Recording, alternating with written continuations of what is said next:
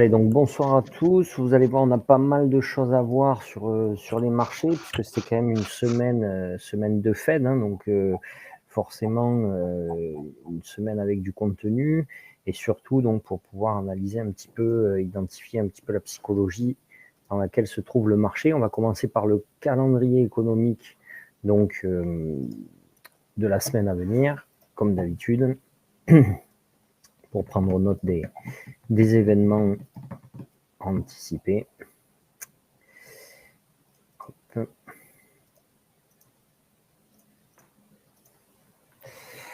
Alors, vous allez voir qu'on commence la semaine assez fort, hein, parce qu'on démarre avec donc les PMI et PMI services notamment. Donc, PMI manufacturier, le PMI manufacturier sortira à 14h45, donc 15 minutes après l'ouverture. On peut marquer à 13h30 d'ailleurs, même dès 13h30, l'indice d'activité nationale de la Fed de Chicago. Bon, il n'aura pas d'importance en soi sur la journée, vu les autres informations qu'il y a ce jour-là.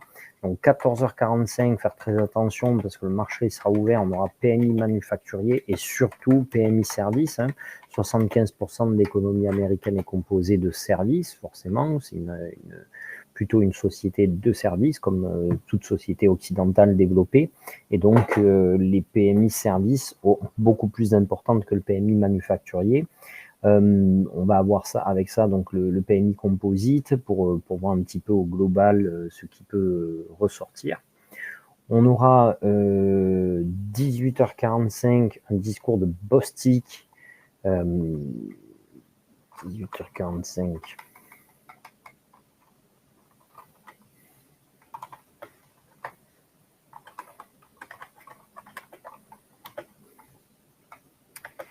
Donc, discours d'un membre du FOMC, Bostic, et 20h10, on aura le vice-président de la Fed, donc Barr, qui s'exprimera. Donc, les deux premiers à parler suite à la Fed, enfin de la semaine du moins, parce qu'il y a déjà Goolsbee notamment qui s'est exprimé la semaine dernière. On va avoir Williams aussi qui s'est exprimé. On va avoir donc mardi 25 mars. Hop, normalement, on va avoir le GDP d'Atlanta.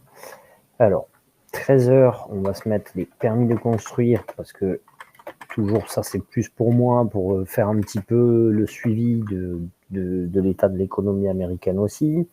13h40, donc hors marché, on va avoir Kugler qui prend la parole. Et 13h55, on va avoir le Red Book des ventes au détail, donc qui commence à avoir aussi son importance, puisque quand même l'état de l'économie fait se poser des questions. Pardon, si je commence à peine et je baille déjà, ça craint. 14h05.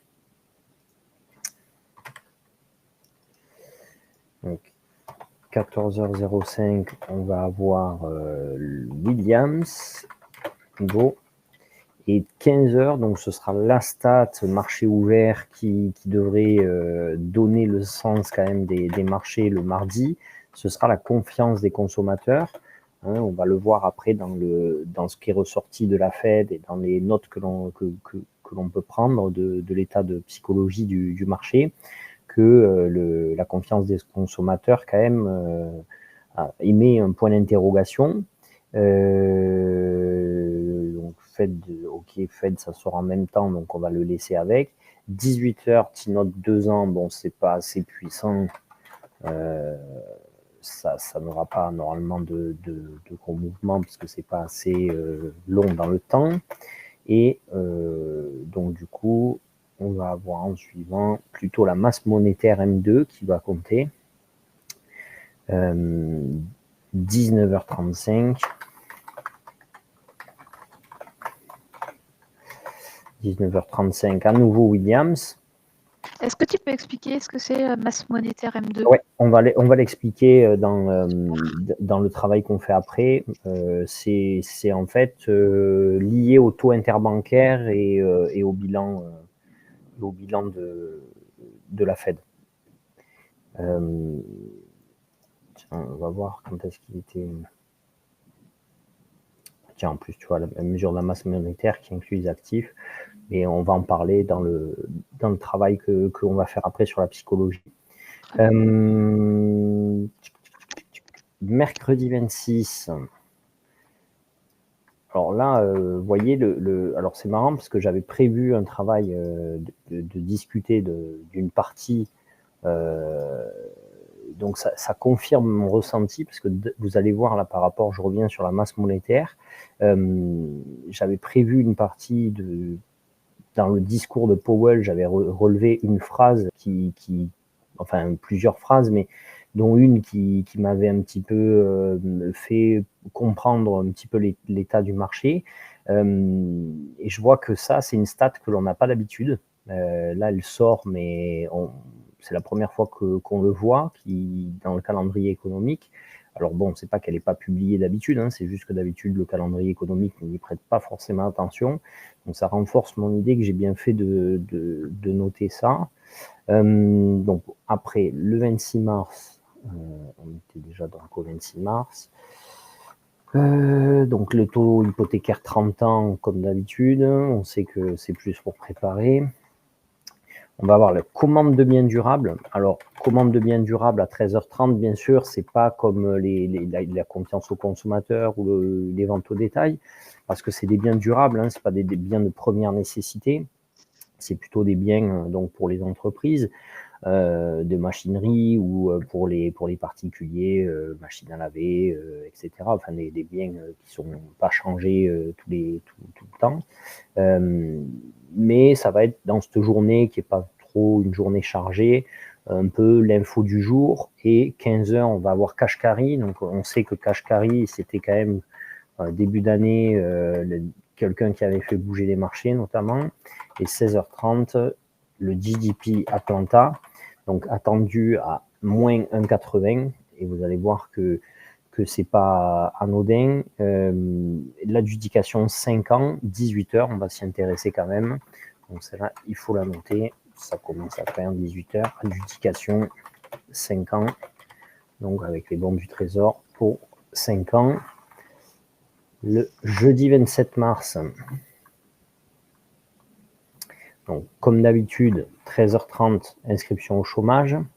On va avoir 13h30 aussi, qui aura très fortement son importance, le PIB confirmé du T4 américain, donc le PIB du trimestre dernier qui va être confirmé par la publication. Bénéfice des entreprises du T4, ça risque d'avoir son importance aussi. Le PCE mélangé à 13h30, ça risque d'avoir son importance, bien sûr. Parce que là, on est vraiment sur le T4, hein, donc on est là sur cet aspect-là, on est sur la correction donc, du trimestre dernier. Ça peut vraiment assez secouer, en tout cas, ce sera une bougie qui partira dans deux sens, ça c'est sûr. Sur marché ouvert, un peu plus pour être un peu plus précautionneux, là ça devrait aller, le 16h ça devrait aller aussi, c'est manufacturier,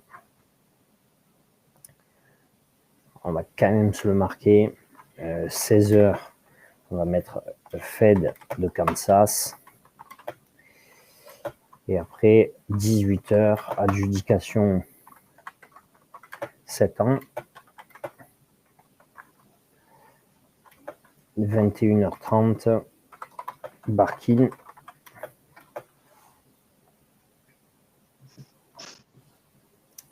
Et donc la stat de la semaine, hein, si on peut dire, puisque ça va être la même semaine, on va quand même avoir un PMI et ça. Donc 13h30, le PCE, donc le PCE Core, hein, qui est l'indice, la statistique d'inflation la plus regardée par la Fed, on le sait, pour décider de sa politique monétaire. Donc là, on a vraiment ici, le vendredi 13h30, un gros enjeu sur la publication du taux. On voit qu'on était passé à 2,6. Donc, on va pareil y revenir dessus dans la préparation du travail psychologique. Mais rappelez-vous que justement, c'était un petit peu la dernière fois, lors de la dernière publication, c'était le risque dont on avait peur. Je ne sais pas si vous vous souvenez, qu'est-ce qu'il fallait surtout pas qu'il se passe à ce moment-là. Lors de la dernière publication, est-ce qu'il y en a un de vous qui se souvient de ce dont on craignait? Il ne fallait pas qu'il se passe. Non. Non. Alors, on va le regarder, on va le reprendre de toute façon aujourd'hui. Mais souvenez-vous qu'on avait dit qu'il fallait surtout pas que l'inflation... on avait eu des PCI, des CPI qui étaient ressortis, donc plus fort qu'attendu, mais avec une correction par rapport au trimestre d'avant. Donc, je ne sais pas si vous vous souvenez qu'il y avait eu cet effet où, en fait, la publication du trimestre en cours était moins bonne qu'attendue, mais celle du trimestre d'avant avait été corrigée lors de cette publication-là. Et donc, en fait, le marché avait trouvé ça positif parce qu'il s'était dit finalement que oui, elle était au-dessus des attentes actuelle, mais elle était en dessous finalement de la publication précédente qui avait été corrigée. Donc du coup, le marché était parti fortement à la hausse, ça c'était sur le CPI, et en suivant, on avait le PCE Core, et donc le CPI, on sait que c'est l'intérieur, hein, c'est un petit peu une des données, une des composantes essentielles du PCE, et donc du coup, on attendait un PCE Core qui devait ralentir, et on s'était dit, il faut surtout que ça ralentisse, parce que quand on voit justement une fête d'Atlanta, comme on peut le voir ici, mercredi, qui publie donc la possibilité d'un premier trimestre en recul en termes de pourcentage économique à moins 1,80%, bien sûr qu'il faut surtout pas qu'il y ait un retour de l'inflation en même temps, parce que si on a un ralentissement économique et inflation, souvenez-vous que c'était un petit peu ce que voulait pas avoir le marché. Hein. Ou du moins c'est ce qu'il aurait très angoissé, surtout après être monté en se disant bon ben finalement la stat précédente était plus forte que celle qui avait été publiée, et donc ils avaient donné une bonne interprétation à ça. Et là vous voyez que ici par contre sur le PCE dans la consommation des ménages, on attend une évolution plutôt vers le haut donc de l'inflation, et ici on était donc lors de la dernière publication à 2,6. Voilà, reste quid de savoir un petit peu ce que sera le PCE, mais ça va être le gros risque, ça va être ce gros point d'interrogation de ce qui peut se passer avec le PCE et comment le marché va l'interpréter. Donc ça va être la stat de la semaine, le PCE Core, hein, cette semaine-là, c'est vraiment la stat la plus importante. On va avoir donc ça, marché fermé, mais une bougie qui va partir vraiment clairement dans un sens très brutal.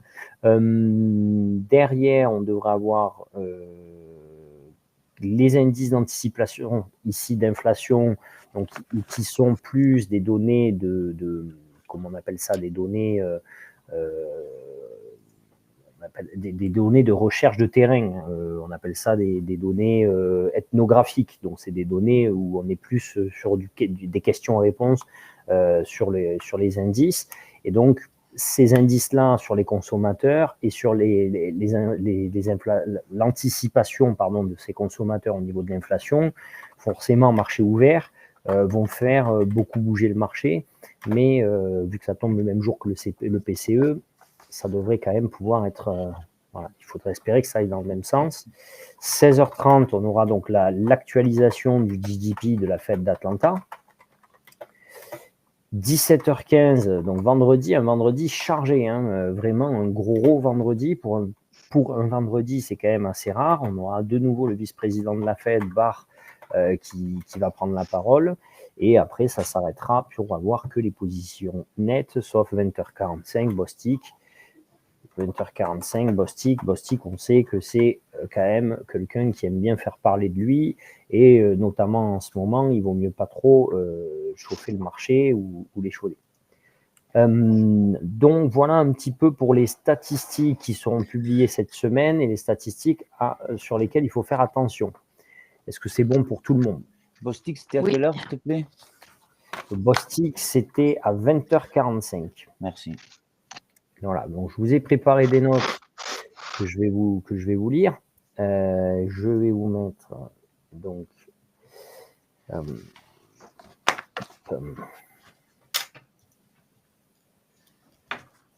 on va commencer par la première capture qui est celle-ci.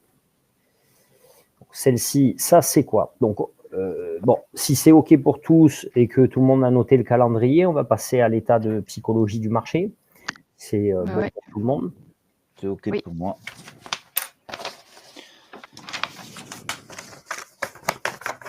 Ah, moi, ils sont muets.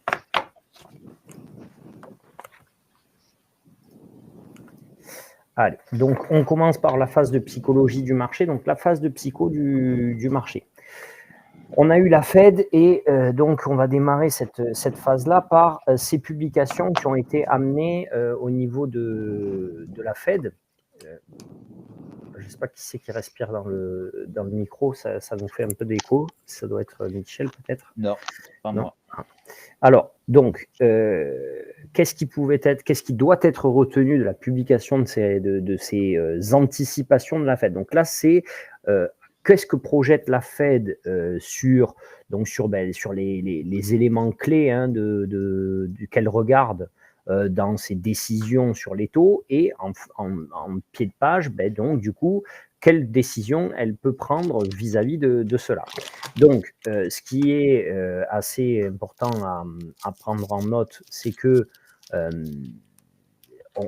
on voit déjà que la Fed démarre avec une projection du GDP, donc du PIB, qui est revu à la baisse. D'accord? Donc ça, c'est un des éléments majeurs à prendre en compte. Donc forcément, quand on voit, comme on disait, l'anticipation de la Fed d'Atlanta qui peut prévoir éventuellement ici une projection de premier trimestre en net recul, donc avec un PIB qui même serait en repli au niveau de l'économie. Donc, c'est confirmé par la Fed qui, elle aussi, s'attend donc maintenant sur l'année 2025. Avant, au mois de décembre, elle projetait, donc ça, vous savez, c'est les fameux, tous les trimestres, quand on fait comme ça une réunion de la Fed trimestrielle, c'est le moment où les membres du FOMC font une projection de ce qu'on appelle les fameux dot plots, donc avec une projection de ce qu'ils pensent sur les taux et notamment aussi une projection de toutes les données clés du marché. Donc, dans le scénario que l'on a, c'est une Fed là qui a nettement abaissé ses prévisions de croissance, passant donc de 2,1% de prévision de croissance à 1,7 ici pour l'année 2025, donc sur l'année globale. Elle a un peu augmenté ses prévisions de chômage qui passe donc de 4,3 à 4,4. Ça reste vraiment un taux faible, donc plutôt positif ici sur ce point-là.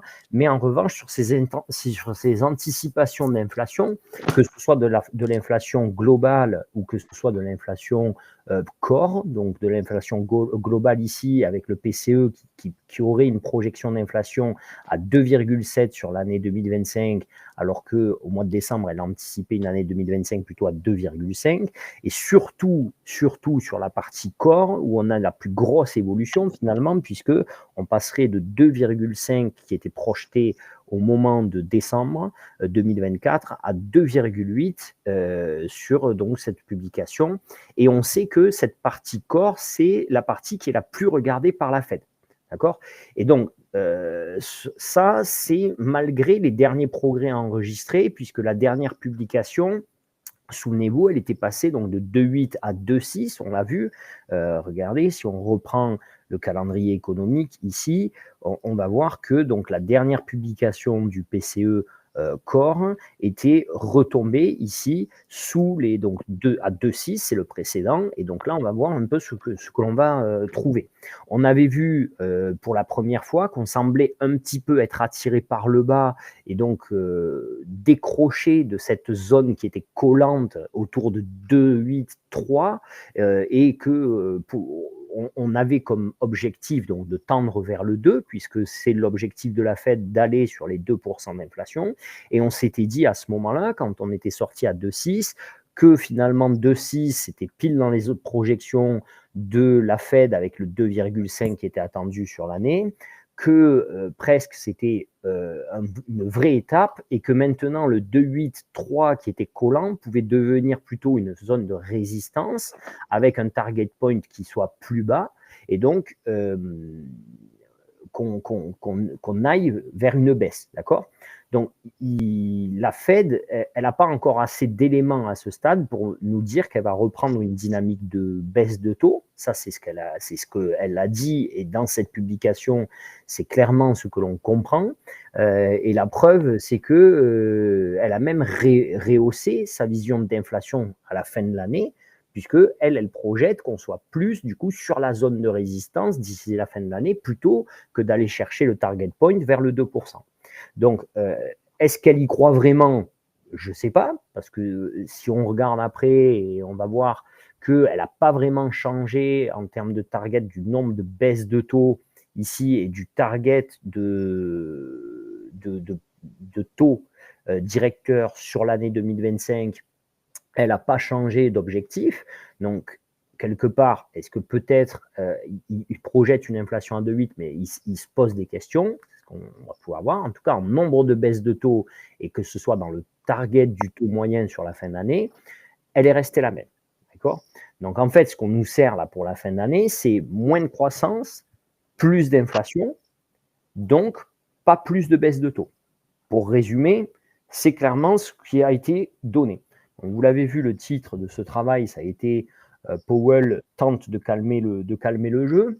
Donc, pourquoi pour l'instant, Powell, il a clairement plutôt essayé clairement de calmer le jeu, et surtout face à la girouette blonde qui est dans le bureau ovale et qui change quand même assez fréquemment de position, notamment surtout au niveau des taxes douanières, d'accord, des taxes de douane. Donc, il y a plusieurs sources qui, eux, communiquent au 2 avril une application de taxes sur plus de 1000 milliards de produits. Hein, donc, jusqu'à maintenant, on était plutôt sur du 800 milliards de produits. Maintenant, on passerait au-dessus du 1000 milliards. Donc, ça veut dire même qu'il y aurait plus de produits qu'attendus qui seraient touchés par les taxes de Trump. Et Powell, on a vu que donc ça a été la communication sur la semaine avant Fed et ce début de semaine de Fed de la part de l'équipe Trump, on va dire. Et Powell, on l'a vu donc dans plusieurs déclarations qu'il a parlé d'incertitude de nombreuses fois, avec des phrases un peu plus marquantes donc, que j'ai relevées. La première qui est quand même assez notable, c'est l'économie est solide. Donc, quand même, ça reste bien de démarrer pour un président de banque centrale comme ça. Donc, l'économie est solide. Il reste à déterminer comment l'incertitude affectera les perspectives. Les récents indicateurs pointent vers une modération des dépenses de consommation, alors que l'inflation reste quelque peu élevée. Il sera difficile de déterminer quelle partie de l'inflation viendra des taxes douanières. Donc là, qu'est-ce qu'il dit Powell? Il dit donc l'économie est solide, c'est ce qui aide les marchés quand même. Il reste à déterminer comment cette incertitude, donc quand il parle d'incertitude, il parle d'incertitude politique finalement. Hein, on ne parle pas vraiment d'incertitude économique, puisqu'on est en train de dire que l'économie est solide et que on veut voir comment ça va affecter vraiment les perspectives, et que derrière, c'est les récents indicateurs qui pointent vers une modération des dépenses de consommation, et que l'inflation reste quelque peu élevée. Donc, il modère quand même ses propos sur l'inflation, puisqu'il dit qu'elle reste quelque peu élevée, mais qui ne sait pas comment on va pouvoir... Enfin, il sait pas. Il sait, mais que pour l'instant, ce ne sera pas facile de dire, ben voilà, il y a tant de taxes douanières, ça va générer tant d'inflation. D'accord ? Sa fin de phrase, moi, je trouve qu'elle nous montre que Powell, il voulait pas trop taper sur Trump. Parce que quand il dit ce sera difficile de déterminer quelle partie de l'inflation viendra des taxes douanières, il sous-entend aussi qu'on pourrait avoir de l'inflation même sans les taxes douanières quelque part. Ok. Donc après, il a dit une autre phrase qui est assez souple, qui va assez dans le sens de Trump. Il dit la nouvelle, en fait, ça peut sembler comme des petites attaques, mais moi je trouvais que ce n'était pas vraiment des attaques. Il va dire la nouvelle administration met en place des changements importants de politique. Les effets nets, c'est ce qui comptera. L'incertitude autour des politiques est élevée, mais nous sommes focalisés sur la séparation du bruit par rapport au signal.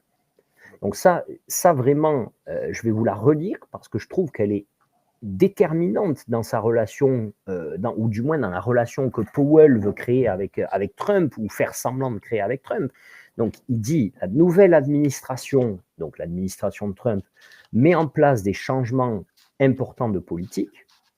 Les effets nets, c'est ce qui comptera. Donc ça veut dire clairement qu'il ne veut pas se soucier, comme il dit dans la phrase juste au-dessus, de l'incertitude et de qu'est-ce qui affecte les perspectives, mais il va surtout regarder les effets nets. C'est ça pour lui qui comptera le plus que les perspectives, c'est vraiment les résultats concrets. Que l'incertitude autour des politiques, elle est élevée, bon, ben ça, ok, mais qu'ils sont focalisés sur la séparation du bruit par rapport au signal. Donc, bruit et signal, c'est deux choses différentes. Donc, nous, justement, en tant que scalper, c'est exactement ce que l'on vient chercher et trader.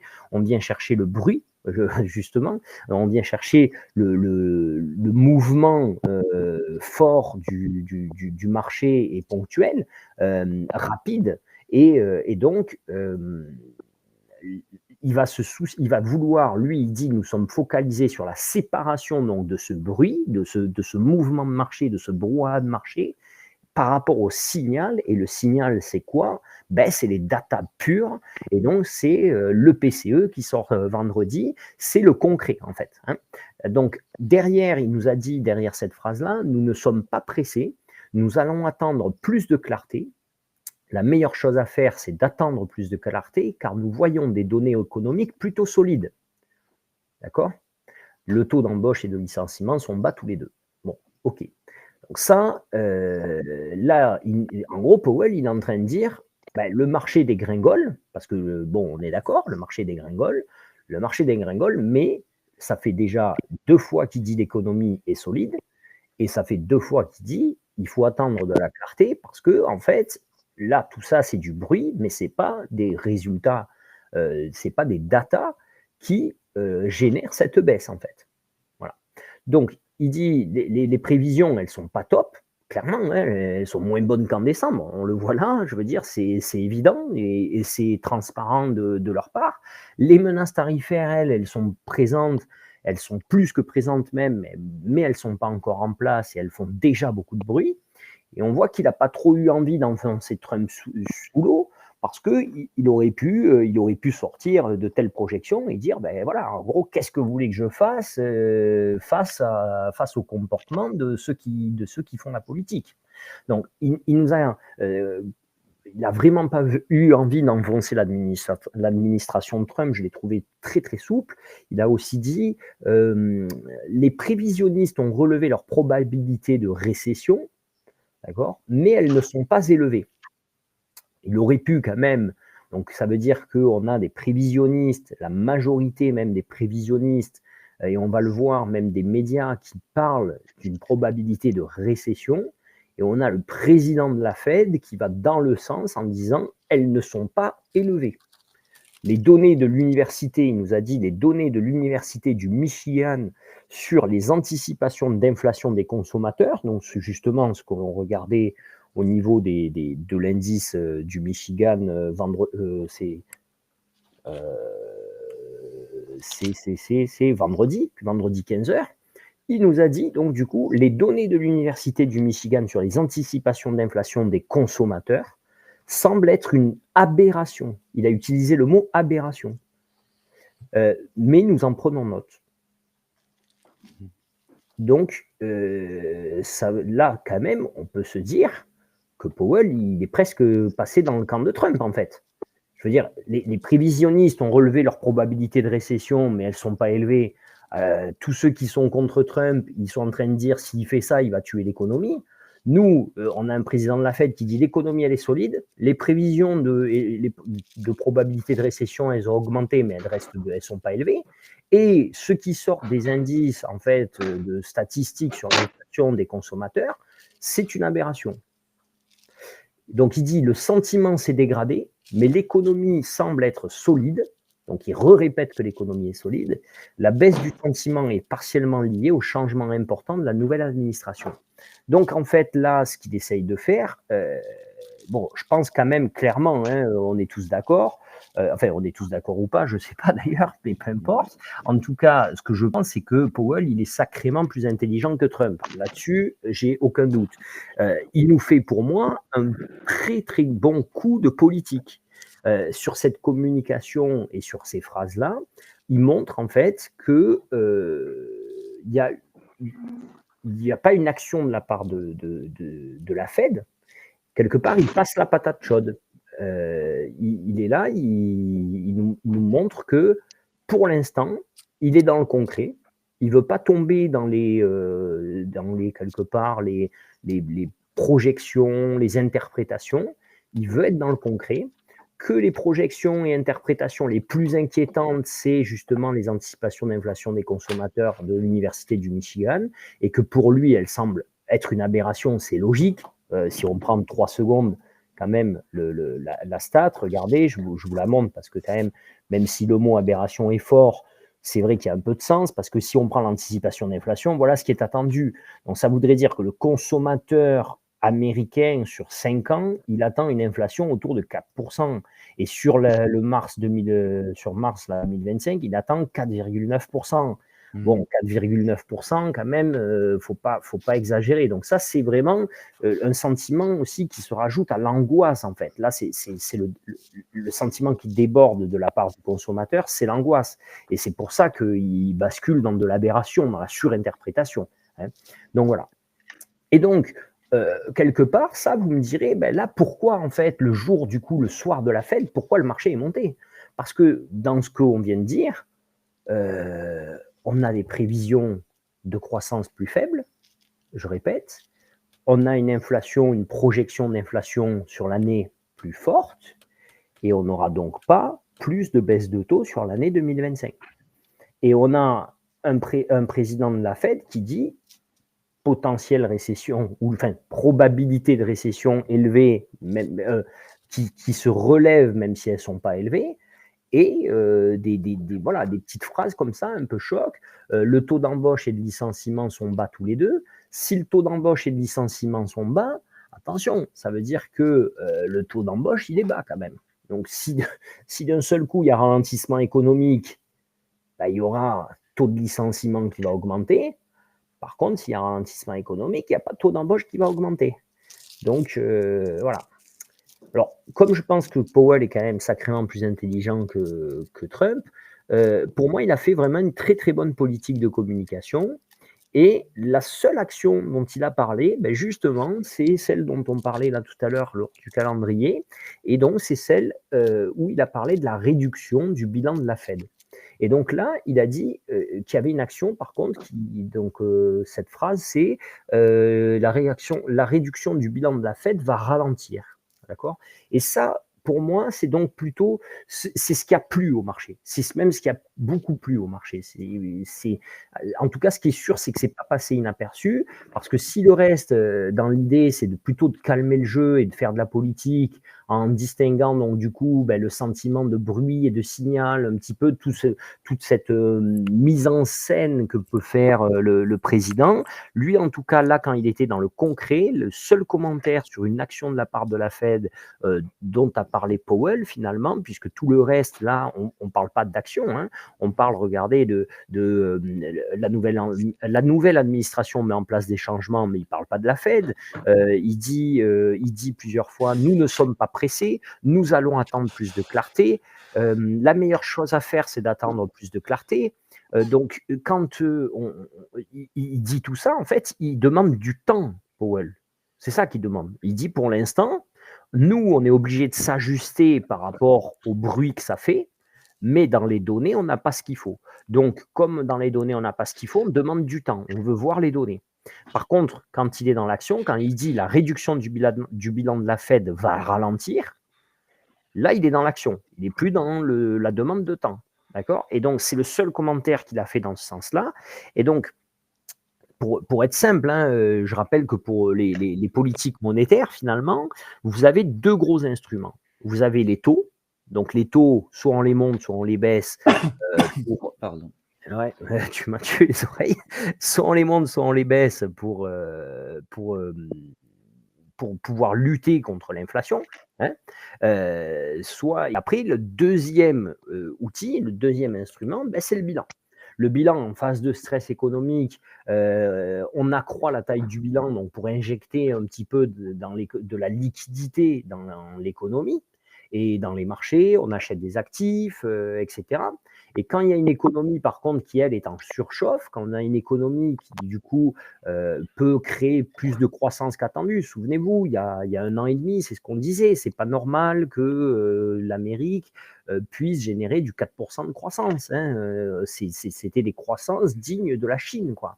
Donc, là, quand on est en surchauffe, eh ben, à contrario, on va plutôt diminuer la taille du bilan. Donc, le bilan, c'est quoi? C'est la dette, hein, concrètement. Et donc, en sortant des actifs, on va plutôt sortir le cash du marché pour la Fed et on ne va pas renouveler, notamment, par exemple, certaines obligations qui arrivent à échéance, etc. D'accord? Donc, nous sommes toujours normalement dans cette phase finalement de réduction du bilan, puisqu'il nous dit qu'ils vont ralentir la phase de réduction. Hein. Il ne dit pas qu'ils vont l'arrêter. D'accord? Il dit la réduction du bilan de la Fed va ralentir. Donc, on est toujours dans cette phase-là. Parce que même si la Fed a commencé d'ailleurs son cycle de baisse de taux l'année dernière, hein, plutôt en fin d'année, on avait entendu d'ailleurs Powell devant le Congrès déjà, souvenez-vous, en début d'année, parler de cet endettement de l'Amérique. Hein, et il avait remis en avant cette réduction de l'endettement de la Réserve fédérale. Et là, Powell, il a rajouté donc en substance, comme ça, par-dessus, il nous a dit, donc je vous le fais en anglais, mais peu importe, while market indicators continue to suggest that the quantity of reserve remain abundant, we have seen some sign of increased tightness in money market. Et donc là, alors que les indicateurs de marché continuent à suggérer qu'il y a une quantité de réserves abondante, nous avons vu quelques signes, et c'est là, cette phrase, si vous devez la mettre en gras, c'est celle-ci qui est importante, nous avons vu quelques signes de tightness, c'est étroitement, donc de resserrement sur les marchés monétaires, in money market. Donc ça veut dire quoi? En fait, le marché monétaire, donc là, on est pleinement dans la masse de ce que tu me demandais, Mélina. Donc, le marché monétaire, c'est cette masse monétaire. Donc, le marché monétaire, pour vous donner, pour imager le truc, c'est l'huile dans le moteur d'une voiture. Voilà.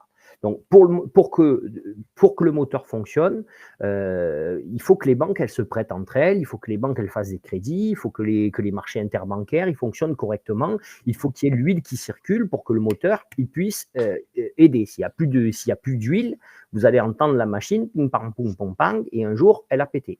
Donc, il faut qu'il y ait de la liquidité qui circule, donc il faut que le marché monétaire, il soit dynamique. Donc, quand il utilise le mot tightness, donc c'est l'étroitesse, hein, le resserrement finalement de cette liquidité, ça veut dire en fait que cette liquidité, elle circule un peu moins vite. D'accord? Mais dans le sens où elle est peut-être un peu plus épaisse, en fait. Parce que, comment pouvoir annoncer un resserrement, vous voyez ce que je veux dire? Elle est moins liquide, en fait. Elle est moins liquide. Donc, pour passer et se resserrer, ça veut dire qu'il y a un taux, il y a plus de resserrement dans les échanges de monnaie que l'on va avoir, dans les taux qui sont en circulation sur le marché monétaire. On va plus être dans une dynamique serrée entre les deux. Donc, le prix va souvent être extrêmement moins liquide et donc moins dynamique. Et donc là, je vais vous montrer une autre capture. qui est intéressante vis-à-vis de ça. Donc ici, donc ça, c'est quoi? Ça, c'est le taux finalement, justement, de ce taux monétaire là sur les marchés monétaires, c'est le taux sur lequel un petit peu comme la projection des Fed Funds, hein, la projection de la Fed sur les taux directeurs, c'est le taux sur lequel on va emprunter de l'argent, on va créer de l'argent. D'accord? Donc là, on est pile à 4,39. Donc 4,39, c'est pile entre 4,25 et 4,50. Le taux de la Fed, on le sait, c'est 4,25, 4,50. C'est toujours une fourchette de prix. Hein, donc, c'est jamais un taux précis, c'est toujours une fourchette de taux. Pourquoi? Parce que elle viendra toujours justement dans cette fourchette. Donc là, on voit bien, hein, vous voyez ici, que on peut circuler dans la fourchette. Vous voyez, il y a des évolutions. Vous voyez, et là, hop, on est droit. Donc là, on est étroit. On a moins de mouvement, hein, on reste étroitement sur le 4,39 et donc on peut avoir c'est ça ce resserrement. Le resserrement, c'est de ça dont il parle. Donc il n'y a plus de mouvement entre les 4,25 et 4,50. Donc on est pile au milieu et on ne bouge plus. Ça veut dire quoi? Ça veut dire qu'il y a un manque de liquidité sur le marché. OK?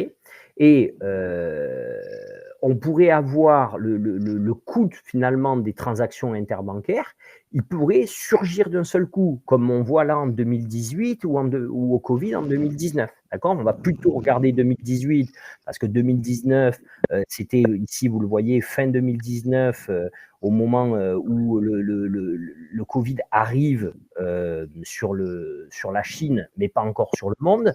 Et après, à l'inverse, là, les taux, ils étaient complètement explosés, puisque c'était l'inverse, il y avait tout qui était fermé.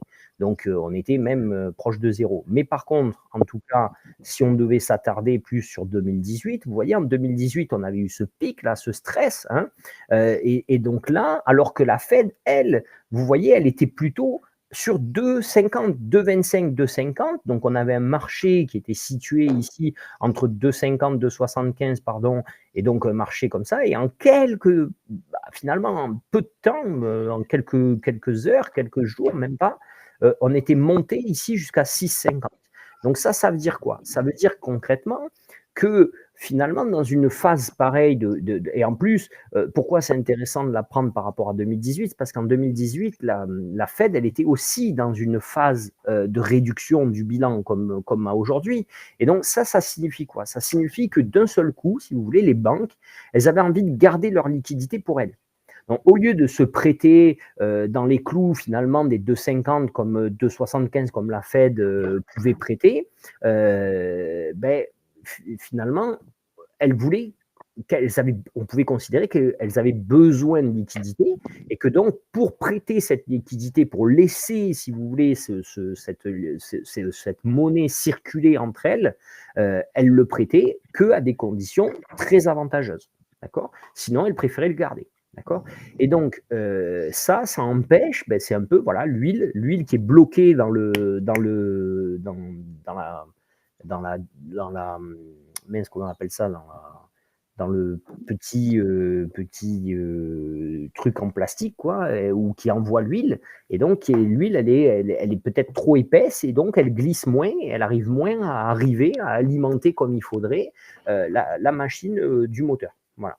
Donc là, en fait, techniquement, pour essayer de vous le résumer comme ça, c'est ça qui a pu faire monter le marché, parce qu'en fait, le fait qu'ils nous disent ça et qu'ils nous le disent finalement en nous expliquant que le bilan de la Fed le ralentissement du bilan de la Fed, la réduction pardon, du bilan de la Fed allait ralentir et qu'il avait identifié ce point-là ici de manque de liquidité de la masse monétaire, du coup, hein, c'est potentiellement, ça veut dire que en fait, il y a un doute des acteurs. Et donc, les acteurs se disent, moi, le cash que j'ai, plutôt que de le laisser circuler, je préfère le conserver pour voir venir, hein, pour être simple, si on doit résumer, hein, sinon, pourquoi on ferait ça? Et donc, on se dit, potentiellement, il a peur qu'il y ait une hausse brutale d'un seul coup et qui empêcherait l'argent de circuler comme il faudrait. Hein. Et donc, pour moi, c'est ça qui a fait monter les marchés, parce que si le bilan, la réduction du bilan va ralentir, ben, ça veut dire finalement que la Fed va repasser à l'action. Si on ne réduit plus le bilan, et donc si il y avait des obligations qu'on ne renouvelait pas, donc des obligations, c'est de l'endettement. Hein, donc ça veut dire que la Fed, elle s'endettait face à des personnes sur le marché. Si ces obligations de dette, on ne les renouvelait pas, et que là maintenant on se met à les renouveler, ben, finalement on va remettre du cash dans la machine. Hein. Donc finalement on va recréer de la liquidité. Donc l'action de la part de la Fed, elle va pouvoir être là. Si avant, parce qu'on souhaitait avoir moins d'engagement au niveau du bilan, eh ben, on vendait des actions plutôt que d'en posséder, eh ben, là, si on se remet en acheter, on va revenir soutenir le marché. Et donc, on va revenir un petit peu dans ce que je vous expliquais, le marché structurellement haussier, avec là l'institutionnel qui rentre en jeu, en de temps en temps balançant une petite bille pour faire remonter un petit peu les cours. Donc, je pense que ce qu'il veut montrer Powell là aussi, il veut montrer qu'il voit les ralentissements économiques. À mon avis, c'est ça. Donc, comme on dit, il est intelligent. Il a fait d'abord un discours politique en disant, ben voilà, moi j'attends de voir, j'essaye de calmer le jeu, mais en même temps, il nous montre que les ralentissements économiques, il les voit, et que s'il se laisse le temps face aux incertitudes un petit peu économiques, surtout politiques quelque part, d'être confirmé, par contre, niveau monétaire, là, s'il y a besoin, il sera acteur rapidement. Et c'est là où on peut se dire qu'on a un bon quand même président de banque centrale, parce qu'il envoie deux messages clairs. Donc, il a fait de la politique sur un point, donc dans son face-à-face avec Trump, en calmant le jeu et quelque part en laissant du côté de Trump la patate chaude, en lui disant ben, maintenant tu vas nous montrer et on verra, on jugera que sur les données une fois qu'elles seront sorties, une fois que tu auras mis en place tes choses. Par contre, il a montré aussi qu'il était président de banque centrale, qu'il est conscient des enjeux monétaires et que s'il y a besoin de précision sur le comportement du bilan de la Fed et d'implication, ben là, par contre, il se mettra dedans et il ne laissera pas tomber le marché monétaire. Donc, la réaction de Trump, c'est quoi? Elle ne s'est pas faite attendre, hein, elle est arrivée dans la foulée, bien sûr. Donc, c'est quoi? C'est des mots gentils, bien sûr. The Fed will be much better of cutting rates as US tariff start to transition is their way into the economy, do the right things. April 2nd is Liberation Day in America. Donc, ça veut dire quoi? Ça veut dire la Fed ferait mieux, ferait même much better, donc beaucoup mieux même de se dépêcher de couper les taux, hein, de baisser les taux. Les tarifs douaniers arrivent en phase de transition, donc ease, c'est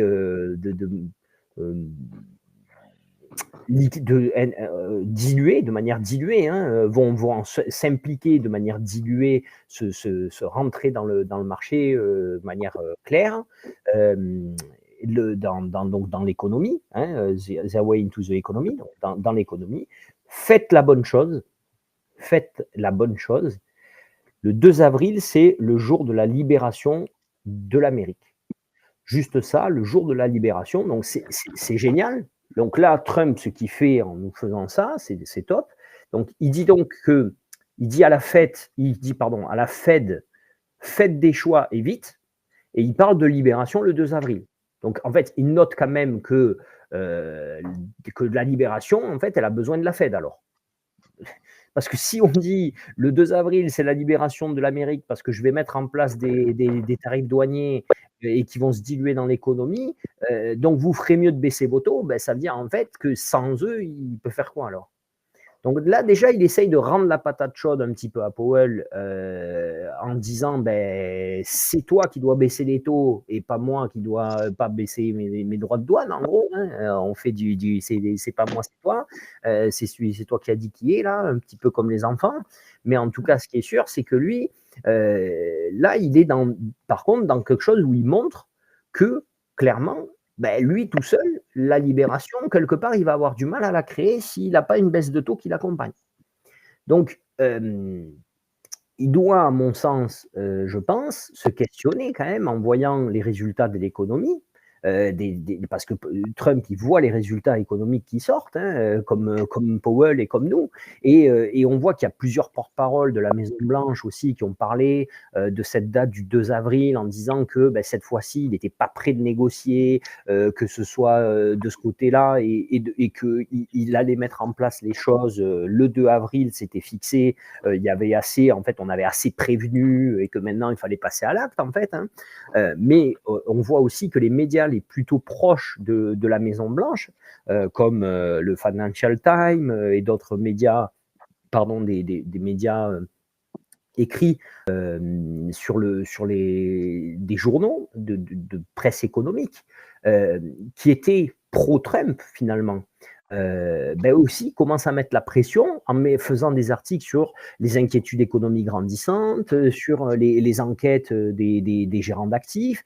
Et on a notamment une enquête qui a fait un peu, qui a été reprise pas mal de fois, où les gérants d'actifs qui expliquent les risques qui les concernent, pour lesquels ils ont le plus de concerns, d'inquiétudes, de questions, et le risque qui supplante tous les autres risques.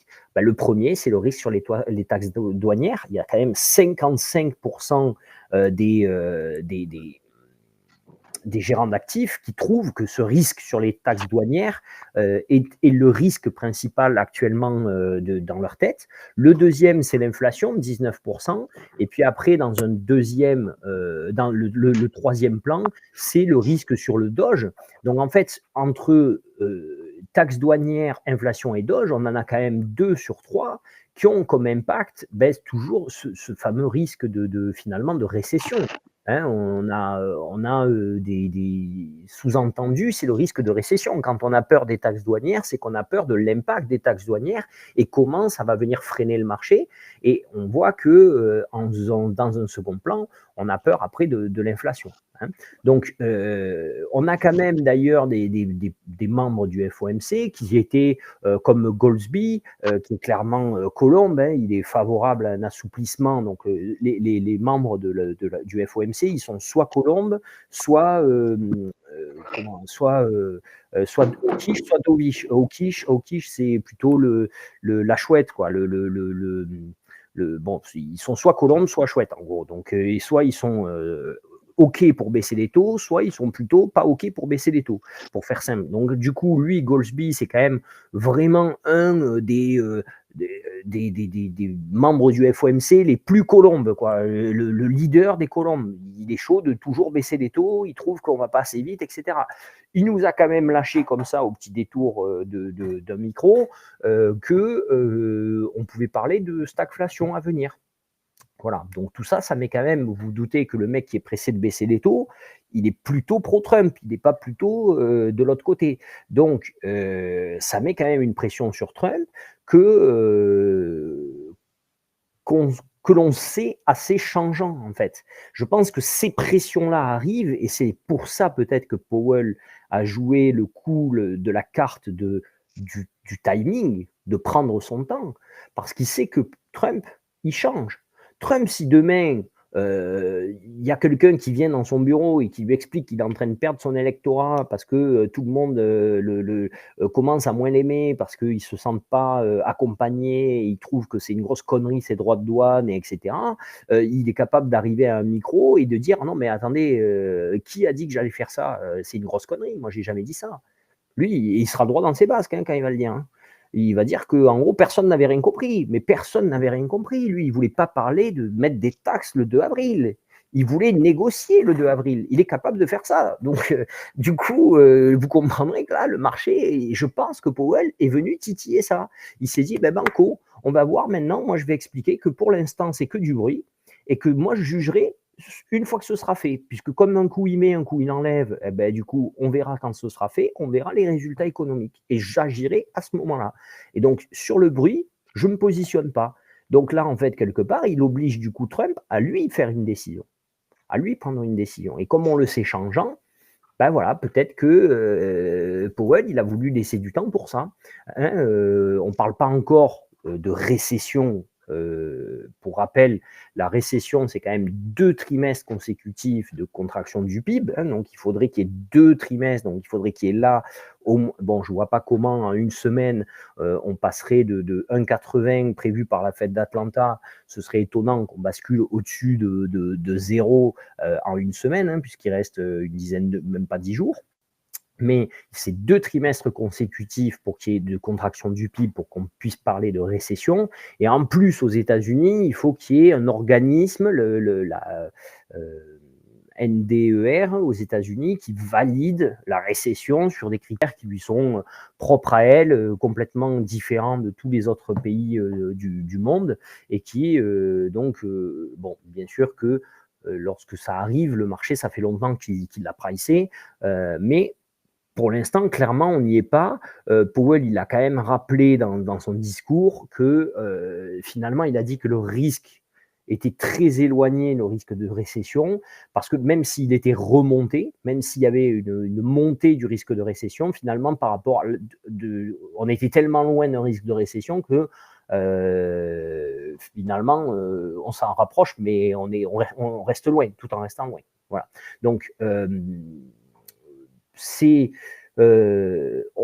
on peut se dire quand même que donc même si on reste loin, on a quand même le consommateur qui lui se gratte la tête, quoi, comme on l'a vu, hein. On a vu là que le consommateur il se gratte la tête et que si bon, pour vous donner, il est quand même la consommation, c'est les 2 tiers de la croissance américaine, hein. Donc si on a un consommateur qui se questionne et que il se redresse pas, il faudra quand même qu'à un moment donné, ça se redresse assez fort pour que pendant les 3 mois à venir, puisque là, si on considère qu'en une semaine, quelque part, le premier trimestre, ça y est, il est plutôt acté, il est plutôt fait, que dans les 3 mois à venir, il faudra sortir de ce recul et il faudra sortir les bouchées doubles pour pouvoir remonter. Donc, du coup, qu'est-ce que ça crée? Ça crée clairement de la part du marché une phase un petit peu où tout le monde est dans l'attente un petit peu de cet élément un petit peu game changer qui va relancer le marché, hein, et on a quand même des marchés qui évoluent, si on regarde sur une sacrée correction, hein. On a ici même le S&P 500 qui est bien... Qui corrige, regardez, ici depuis le 20 février, 19 février, la correction qu'il y a eu. Depuis janvier, on était ici en janvier, 6000, on a eu un peu un effet de double top, et après on est bien retombé. Donc on a quand même ici une correction de cet élément-là. Donc le S&P 500, c'est les 500 plus grosses entreprises américaines. Si je prends le Nasdaq Composite, voilà, futur Nasdaq 100, ici, donc de juin 2025, c'est la même chose. On était à 22 000. On voit bien qu'on a eu un effet là de double top, pam, pam, même ici. Et là, pouf, on est tombé complètement. Donc, en fait, on a quand même des marchés qui, eux, sont en attente de ce game changer. On a quand même les marchés qui évoluent dans une zone de vente qui est assez forte et une zone finalement où, pour vous donner une idée, normalement, moins de 10%, on parle de correction du marché. D'accord, et vraiment le marché bear market, le marché vendeur avec vraiment donc une sanction, c'est plutôt aux abords des 20%. D'accord, donc s'il y a un changement de la Maison Blanche, on a toujours un risque d'aller, s'il n'y a pas de changement de la Maison Blanche d'ici le 2 avril, on a toujours un risque d'aller chercher ces moins 20%. Pour l'instant, on est toujours dans la zone là, vous voyez, entre le moins 10 et bon, on est moins 10, moins 15 même, et on est toujours assez en ballottage, si vous voulez, dans la zone de correction, et on se dirige des fois de temps en temps vers le bear market, des fois on redresse la tête, et donc ça nous laisse penser que pour l'instant on est plutôt pareil dans cette phase d'attente finalement de la part du marché. Si on arrondit à 20 000, divisé par 22, 250, vous voyez, on est à moins 10,11 ici. Si on arrondit à 20 000 par rapport aux 250 là en haut, on est à moins 11%. On a fait des vagues là à 19 300 qui se rapprochaient du moins 12, moins 13, mais on est toujours dans cette zone autour des moins 10 de la correction. Voilà. Donc, on peut avoir un environnement d'ici le 2 avril qui soit quand même toujours sous le stress des taxes douanières, des annonces de Trump qui veut faire en grande pompe, peut-être le 2, il pourrait nous faire toucher ce bear market en annonçant dans son coup de folie supplémentaire que ça y est, le Canada va devenir le 55e État des États-Unis parce que il va mettre en place les droits de douane et que maintenant c'est fini pour eux et qu'ils vont se mettre à genoux, pouvoir faire le spectacle. En tout cas, ce qui est sûr, c'est que d'ici là, il pourrait nous faire un peu basculer vers ce bear market et ça pourrait nous amener finalement dans un mois, avec aux alentours du 20 avril, le démarrage des publications des résultats des entreprises. Donc, si le 2 avril, on tient le coup, mise en place des droits de douane, et que la Fed dit on veut voir les résultats pour juger, si le 2 avril, parce que jusqu'à maintenant, ça arrive le 2, puis le 4, c'est fini, quoi. Donc, soit le 2 avril, c'est pas fini et il revient pas sur ses propos, et là, on risque de se rapprocher du bear market jusqu'au 29, jusqu'au 20 et quelques avril pour que viennent les résultats des entreprises. Soit on va commencer, si on repousse encore d'un mois, pareil, on restera peut-être aux alentours de la correction, avec en attendant le résultat des entreprises qui nous donnerait à la Fed les éléments qu'elle attend. Donc, on a, comme on disait, Goldsby, si on revient sur lui, qui dit. Il ne dit pas que les taxes vont forcément amener de l'inflation, par exemple, mais il lâche quand même que il dit que si la Fed, techniquement, il dit quelque chose c'est une évidence, quoi. Si la Fed, elle, baisse ses prévisions de croissance, comme ici, et qu'elle augmente ses taux d'inflation, tout simplement, ce qu'il nous explique, c'est que alors oui, on peut y voir, il dit, ouvrez les guillemets, une impulsion stagflationniste. Donc une impulsion stagflationniste, c'est vraiment la première donnée économique qui montre une possible stagflation. La stagflation, c'est le pire des scénarios, c'est le pire des scénarios pour toute économie dans le monde. Donc il ne dit pas qu'on entre en stagflation, clairement, mais c'est bien une impulsion stagflationniste, on ne peut pas lui enlever, et c'est la pire situation pour la Fed, parce que je vous rappelle que quand même celui qui dit ça, c'est pas du tout un bostique qui passe son temps à plomber le moral des marchés, c'est un mec ultra colombe qui passe son temps à dire qu'il faudrait baisser les taux. Et il est en train de nous expliquer donc que la situation, ce serait la plus dure pour la Fed à traiter, parce qu'on ne peut pas baisser les taux s'il y a toujours de l'inflation. Mais est-ce que l'inflation, elle va être liée quelque part aux taxes commerciales, c'est un one-shot, boum, ça va bouger fort, mais dès le mois d'après, boum, on redescend fort, il n'y a plus rien, parce que l'inflation, elle se compare toujours. Quand on a, par exemple, les 2,8, c'est 2,8 en plus de la fois d'avant. C'est donc, pardon, on pourrait avoir très fort une inflation qui soit très forte d'un seul coup avec l'entrée des taxes en place, et après plus rien, parce que finalement on reviendrait sur le seuil initial en se disant c'est bon, ça a été mis en place, puis plus rien. Ou est-ce que à l'inverse, il va y avoir des mesures de rétorsion de la part des autres pays qui eux se sentent agressés par la mise en place de ces taxes de droits de douane, et donc une inflation qui pourrait être plus importante en se cumulant, et moi je te donne, et toi tu me redonnes, et moi je te redonne, etc.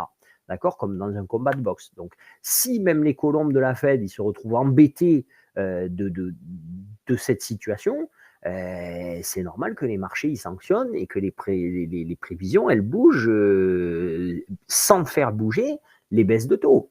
Parce que finalement, comment voulez-vous qu'on puisse anticiper plus de baisses de taux si on anticipe, on a un gros point d'interrogation en tout cas sur l'inflation, et le seul point d'interrogation qu'on n'a pas, c'est bien sur le ralentissement économique. Donc là, on est assez mal. Là, pour conclure, on revient vraiment dans l'idée que tout le marché attend ce game changer. On attend soit le Trump put, soit le Powell put. C'est une référence un petit peu, c'est le terme là qui commence à arriver sur Internet.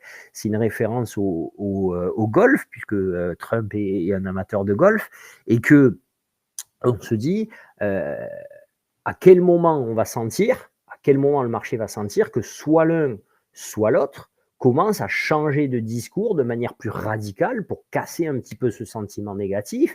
Donc, on va voir là le lundi déjà les PMI de services qui arrivent. Si ce sentiment-là au niveau des PMI services, si le sentiment là dès demain au niveau des PMI services, il commence à aller mieux, puisque le PMI, souvenez-vous, ça c'est des sondages que l'on fait sur les chefs d'entreprise en leur demandant un petit peu qu'est-ce qu'ils pensent, comment ils se sentent, dans quel état dans quel état ils se sentent au niveau de leur économie. Et donc, on peut conclure que si leur carnet de commandes est plein, ils ont un bon moral. Si leur carnet de commandes n'est pas plein, ils ont un moins bon moral. Plus on est en dessous de 50, moins ils ont un bon moral. Plus on est au-dessus de 50, plus ils sont contents et dynamiques. Donc là, on voit qu'on se rapproche des 50 assez fortement et que donc ça va être un des éléments. Le risque perçu par le marché, est-ce que c'est pas vraiment la Fed qui va pouvoir en fait finalement apporter les réponses à tout ça? Parce que finalement, c'est un peu ce qu'on vient d'expliquer. La Fed, elle est dans une phase d'attente parce que pour l'instant, il y a beaucoup de bruit, mais dans les données économiques, vous voyez, même là, 51, ça reste au-dessus de 50. Dans les données économiques, ça peut aller. Et que finalement, la Fed, c'est pas elle qui a créé tout ça non plus. Et donc, on attend plus finalement du côté de Trump. Et donc, c'est plus le côté politique qui devrait lâcher, avec le stress sur les taxes au point de vue de la perception du risque auprès des consommateurs et de la sanction qu'il peut avoir des élections à mi-mandat, etc. Donc, on aurait très certainement un rebond à partir du moment où on aura plus de clarté sur le changement de comportement des taxes de Trump, du moins vraiment, ou du moins un vrai comportement sur les taxes, en disant quelque part, presque on en arrive à se dire qu'à un moment donné, si c'est le 2 avril, ce soit le 2 avril, mais qu'on arrête de repousser la date, quoi. Parce que voilà, qu'on sache, c'est telle date, on verra ce que ça donne, on verra ce que ça fait sur le marché, on verra ce que ça donne au niveau des statistiques économiques, on pourra prendre les décisions en fonction d'eux, mais on arrête de faire du vent, alors que derrière on l'annule et que ça ne se met pas en place, mais qu'à part stresser tout le monde et ralentir l'économie parce que ça stresse, ça fait rien d'autre. Techniquement, on a ralenti l'économie, mais on n'a pas gagné d'argent. On n'a pas mis en place les taxes, donc on n'a pas fait plus d'argent. Et que si par contre, c'est la question du Doge, elle, quelque part, elle se posait déjà parce qu'on avait un déficit américain qui, lui, était trop élevé depuis des années. Cette nécessité, enfin, du moins la nécessité de ce plan, elle était évidente. Tout le monde était d'accord. Elle est nécessaire selon le marché. C'est plus la manière dont c'est fait qui inquiète, avec des décisions comme ça très brutales et qui ne se mettent pas en place finalement sur les taxes. On préférerait presque que cette décision brutale, elle arrive sur les taxes, que ce soit mis en place et basta, et pas sur le Doge, ou le Doge, on arriverait plutôt à dire qu'on prend du temps pour restructurer le déficit finalement et restructurer toute cette économie qu'il faut réaliser au niveau des structures de l'État. Et ça, même si tout le monde est en accord avec ça, qu'il faut enlever vraiment de la dette, il faut vraiment limiter cette dette et ce déficit. Par contre, à l'inverse, cette fois-ci, ça fait un peu peur parce que ça va vite et ça, quelque part, ça peut griller les cartouches un petit peu. Au lieu de le faire progressivement, en allant comme ça brutalement, on peut complètement enrayer la machine de l'économie avec, c'est un petit peu, pour vous donner une image, comme un régime, quoi. C'est comme si demain, je dis, je suis au régime, je bouffe plus rien, je mange plus rien. Bon, ok, tu vas maigrir. Si tu manges vraiment plus rien, tu vas maigrir, d'accord? Mais bon, il y aura d'autres effets secondaires. Tu seras pas heureux, tu seras de mauvaise humeur, etc. Donc, ton corps, tu vas le chambouler. Donc ça, en fait, c'est un peu la même chose là. C'est-à-dire que on se disait, quelque part, le Doge, on avait peut-être on avait le choix de maigrir, on avait le choix d'avoir un target, de diminuer l'endettement, le déficit, mais on pouvait le faire en mettant en place des choses de manière progressive pour y arriver, plutôt que de taper dans le dur comme ça. Et de l'autre côté, où sur les taxes, on se disait, les taxes, quelque part, Trump veut les mettre, alors quelque part, qu'il les mette, qu'il le fasse, et qu'on voit ce que ça donne sur l'économie, mais qu'on puisse juger, et qu'on puisse se positionner en fonction du jugement des données économiques avec les taxes en place. Là, on a des données économiques qui anticipent des taxes, mais qui n'ont pas lieu. Donc, c'est un peu difficile. Voilà. Donc, qu'est-ce qui peut se passer? Qu'est-ce qu'on voit qui se passe sur le marché? C'est que, là, comme on regardait le Nasdaq, on a quand même les 7 magnifiques, hein, donc les GAFAM, Google, Amazon, Facebook, Apple, Microsoft, plus Nvidia, Broadcom, qui elle, commence à Tesla aussi, etc., qui, elle, ça y est, si le marché, lui, il est entre la zone de correction et de bear market, elles, ça y est, elles ont touché leur zone bear market, elles ont déjà perdu 20% de leur valeur. Hein. Si on va dessus, regardez, on va prendre, tiens, tout à l'heure quand j'ai préparé, j'ai pris ça, Tesla, on va prendre, ou Google, vous voyez Google, il était à 207, il est descendu à 162, donc on a perdu 162 divisé par 207, on a perdu 22% de la valeur. D'accord. Si on prend ici Nvidia, on a perdu, donc on était monté à, il s'est bien redressé, mais on était début d'année à 150, on est descendu jusqu'à 107, hein, d'accord, donc c'est quand même pas rien. On a perdu là presque 30% de la valeur, hein, même à 117, 117 divisé par 150, on est à 22% de la valeur. Donc voilà, si on prend on peut prendre Apple. Apple, regardez, on est janvier 2024, plutôt vers les 250. On est allé toucher les 210. Hein, donc 210 divisé par 250, pareil, on est à 16%, d'accord. On est allé toucher sachant que le plus haut, il était là vers fin d'année, regardez, à 258, donc on était même presque à 260, hein, donc si on prend 210 divisé par 260, on doit y être, on a fait les 20% tout pile. Si on prend Microsoft, on peut tous les faire, hein, après on s'arrêtera là parce que c'est pas le truc. Mais regardez Microsoft, début janvier, on monte à 450. Là, on est là, le fin d'année, 450, on va arrondir. On est descendu à 380. D'accord. Donc 380 divisé par 450, on est sur du 16% de la valeur. D'accord. Donc on a quand même énormément on a toutes les 7 magnifiques qui, elles, ont déjà touché le bear market. Et donc, elles ont déjà commencé l'inversion. Et ça peut mettre une forme de pression sur les épaules de Trump. Bon, on avait vu, et effectivement, Powell avait parlé d'un marché, qui était avec des bénéfices, avec des rendements sur bénéfices qui étaient trop élevés, hein, puisque on parlait justement qu'on était en train de payer avec des multiples qui étaient beaucoup trop élevés pour attaquer l'année 2025. Là, ça y est, hein, nous, autant début d'année 2025, quand on avait fait ce travail-là, on s'était dit, regardez, faut faire peut-être attention. On s'était vraiment pas trompé, hein, parce que là, ça y est, ça a bien dégrossi. Tant mieux, quelque part, qu'ils étaient bien élevés, parce que ça a permis d'accepter cette baisse sans non plus que les multiples deviennent dangereux, hein, dans l'autre sens. Et donc, voilà. Maintenant, l'enjeu, ce sera que ce bear market, il ne devienne pas un sell-off, quoi. Hein. Il ne devienne pas un gros carton rouge sur les actions. Et ça, on peut le voir, toujours pareil. Hein. Regardez ici, on voit bien qu'en mars, on a, regardez là, sur la fin, c'est un peu flou, mais sur la fin du mois, là, on voit bien qu'on a encore une baisse ici du taux 10 ans. Ça, c'est le taux 10 ans américain.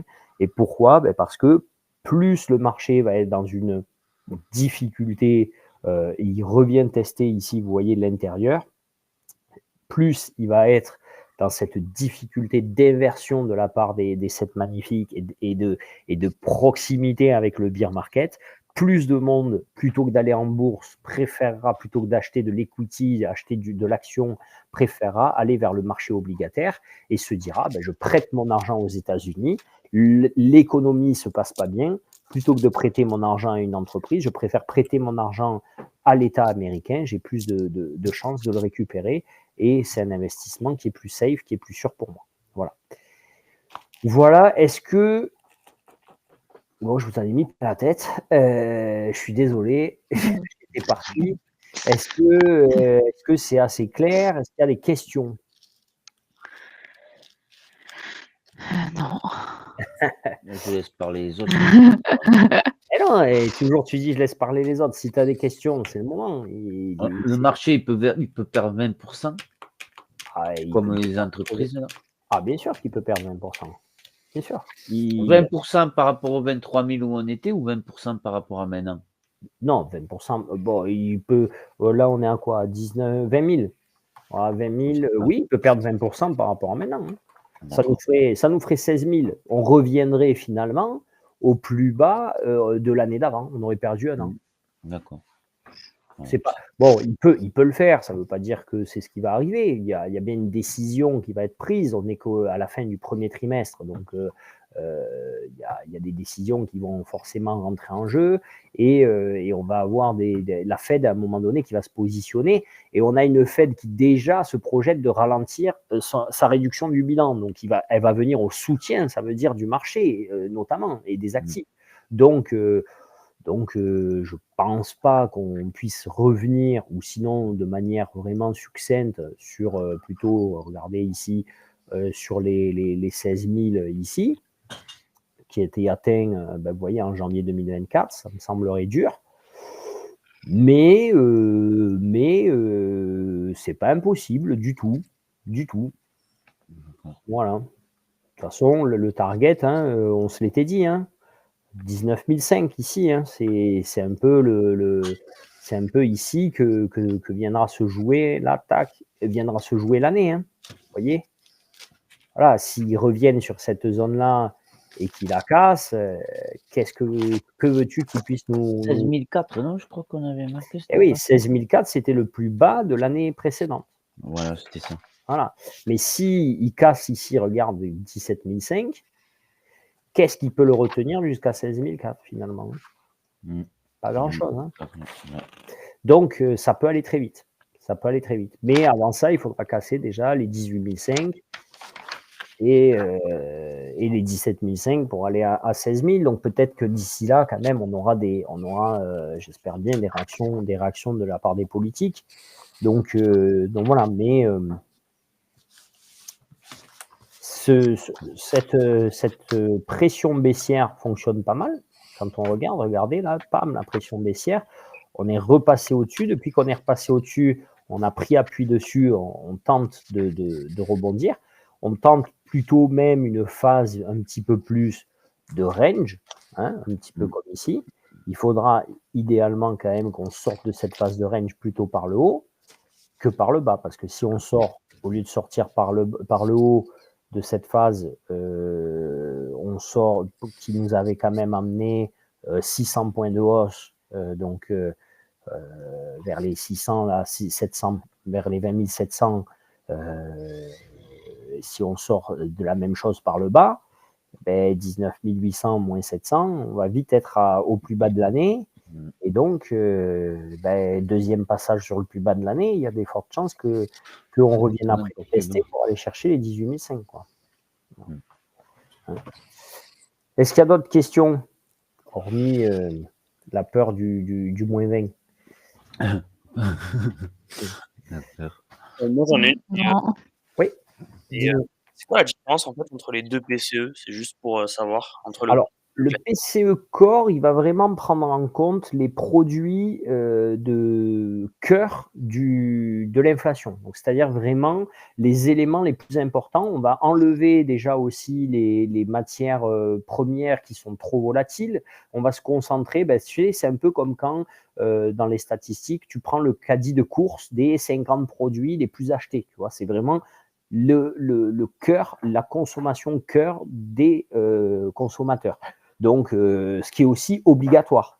L'assurance de ta voiture, si elle augmente, comme tu es obligé d'être assuré pour rouler, tu n'as pas le choix.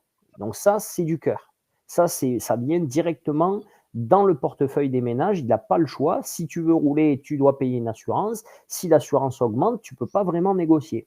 Donc, c'est de l'inflation cœur. Le PCE général, ça va être justement aussi ce qui va inclure des dépenses moins essentielles, moins obligatoires pour les ménages. Voilà.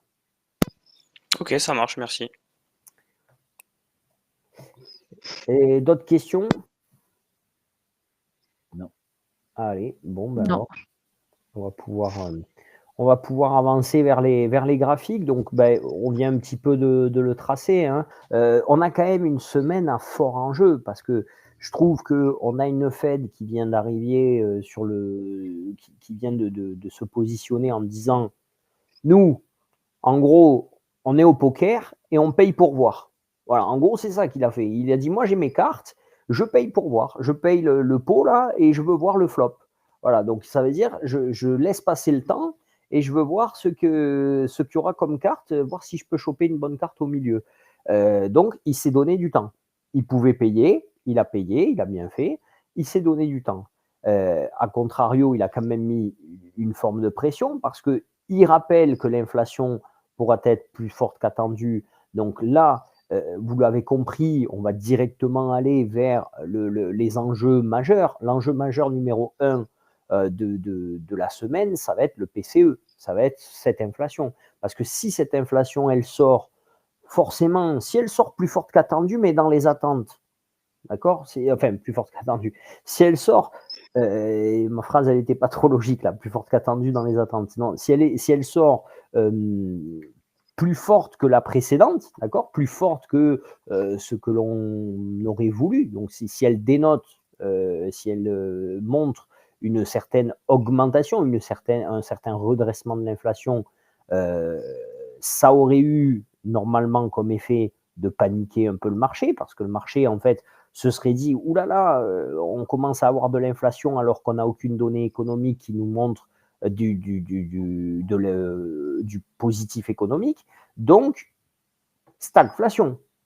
Donc là, ça, c'était normalement, souvenez-vous, je crois que c'était d'ailleurs la semaine où c'était Mélina qui avait fait le travail des cartes, et où on avait dit, si le PCE Core ne sort pas et sort avec une inflation plus forte, ça va angoisser le marché un maximum parce qu'ils vont se dire, attention, pas de données économiques positives et de l'inflation, c'est le pire cocktail.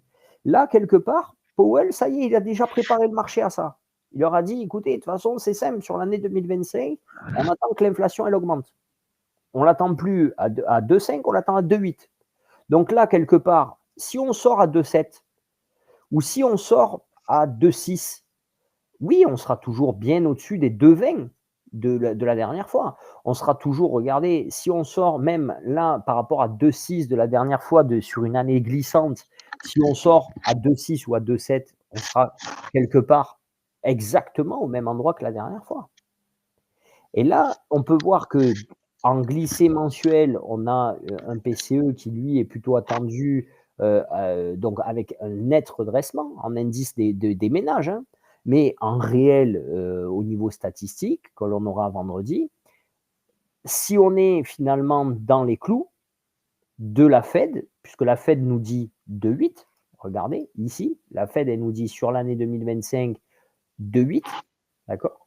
Donc si elle nous dit 2,8 ici, ou 2,7, si on est dans ces clous-là, finalement, le marché, il n'a pas de quoi stresser.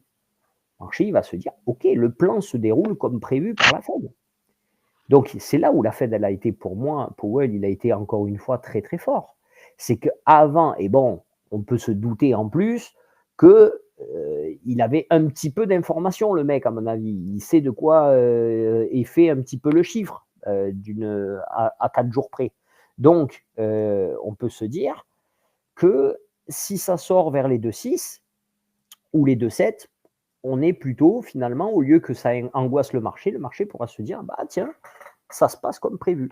Si on fait mieux, ben là, ce sera que encore plus positif pour le marché, parce que si on est à 2,4 ou 2,5, ne serait-ce que 0,1 en dessous du consensus, waouh, le marché va énormément apprécier ça.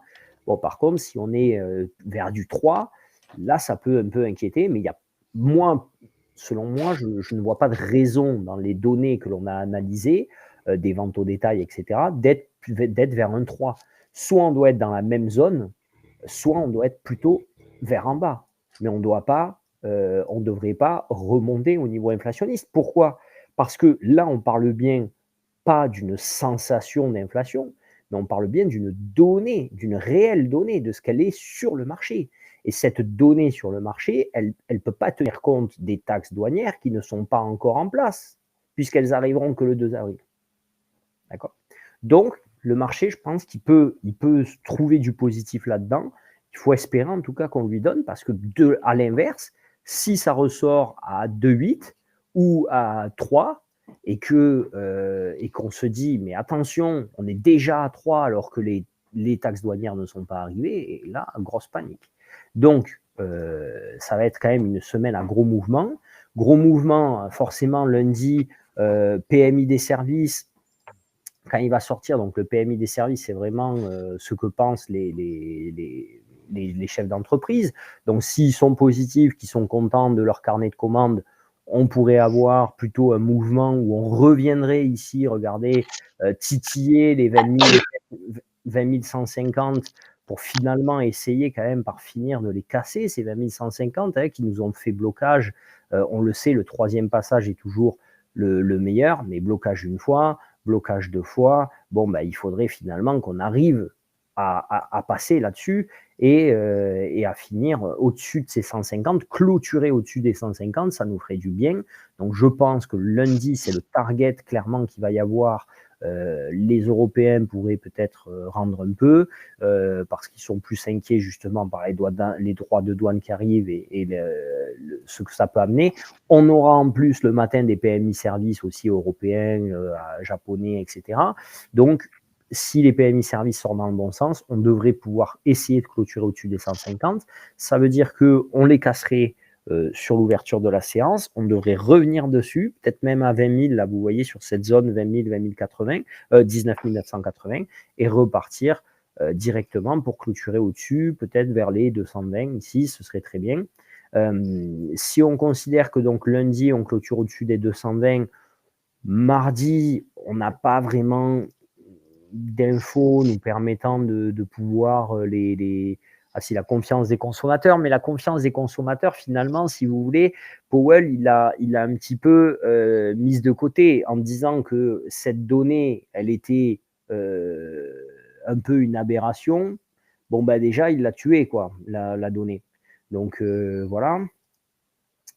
Et la masse monétaire qui va sortir peut avoir aussi un peu son enjeu, bien qu'elle arrive un peu tard dans la journée, parce que ça va montrer un petit peu, savoir si justement la Fed va faire un job de liquidité, va faire un job où elle va re-rentrer ou pas. Donc voilà, je pense qu'on peut pourquoi pas, lundi, vous voyez, clôturer plutôt ici vers les 2,20, 2,70 par là, qui serait le haut de la zone ici. Mardi, éventuellement, parce que les consommateurs, on le sait, n'ont pas vraiment un bon ressenti de ce qui se passe économiquement. Donc mardi, pourquoi pas revenir vers les 20 000, retravailler la zone pour prendre appui et essayer en clôture de revenir sur les 150 ici. Ça semblerait assez logique. Et en attendant, donc mercredi, on n'aurait rien à se mettre sous la dent, donc un bon gros range où on travaillerait bien la zone de 20 150 comme on l'aurait bien fini. Jeudi, le PIB et les inscriptions au chômage, pas grand-chose, donc en attente du PCE, quoi. Et le PCE, il va nous dire, soit le PCE, il nous fait clairement casser cette zone-là de 19 600, elle est assez clairement identifiée. Regardez quand même, on a ici, sur le haut, premier passage, deuxième passage, donc on est dans l'attente du troisième, et sur le bas, on a premier passage, deuxième passage ici, donc on est clairement dans l'attente du troisième. Donc là, ça veut dire qu'en fait, on arrive, donc on a bien en plus ici une zone bloquante là, assez évidente à la baisse, tac, et qui était à l'intérieur d'un W large. Et on a ici un double top, comme ça, avec un M intérieur, où on a tenté le retournement vendredi en fin de séance, d'accord, et donc, soit, si on ne le casse pas vendredi, au moment de la publication du PCE, on fait troisième passage par en bas ici. Et donc, ben, ça veut dire minimum venir ici, regardez, premier passage, deuxième passage. Et donc, ça veut dire minimum revenir ici vers les 19 100 le plus bas du mois. D'accord? Voire 19 000, hein, du coup, puisque troisième passage. Soit, si on arrive à le casser par le haut ici et rester au-dessus des 150, ben, revenir plutôt, vous voyez, sur cette tranche-là, là, sur cette zone ici, et donc plutôt la décaler là, hop, comme ça, et donc revenir plutôt vers les 20 500, plus bas du mois précédent, 462. Voilà. Donc, vendredi, soit on va à 20 462, soit on descend à la cave à 19 19 000 même. Voilà. Donc ça, c'est ce que je vais m'écrire. Donc, on va prendre ces notes. Donc, on a dit lundi sur PMI, tentative de 20 150. Hein, idéalement, troisième passage, on reprend appui et on clôture au-dessus. Mardi, on revient chercher 20 000 tout court sur confiance des consommateurs, parce qu'on sait que les consommateurs n'ont pas de confiance en fait en ce moment, hein, tout simplement. Puis revenir sur plutôt 20 200 quelques, on avait dit 220, 270, non, c'est pas ça? Ouais. Mercredi, Ouais, range, 20K et 20 200, voilà, 70. Hop. Jeudi, pareil. Et donc, vendredi, donc toujours pareil. Moi-même, jeudi, on peut même faire aller, ça va dépendre, soit 19 800 si le 20 150 n'a pas tenu, soit les 20 275 si les 20 150 ont tenu. Voilà. Et après, ben, vendredi, soit on va chercher 20 500 si PCE bon et démarrage autour de 20 150, soit on va chercher 19 000, 19 600, troisième passage, direction 19 000, si PCE mauvais. Hein, voilà. Donc on aura le temps. Voilà pour tous. Je ne sais pas si donc il y a des questions par rapport à ça. C'est le moment. Vendredi, OK. là, le PCE Core, on peut faire c'est une bougie pour valider un compte. Oui, ce sera une bougie normalement à sens unique. Ok, merci. Clairement. C'est bon. Voilà, voilà. Hop, hop. J'ai l'impression. Nickel. Merci. Allez. Je vais enlever mes petits dessins.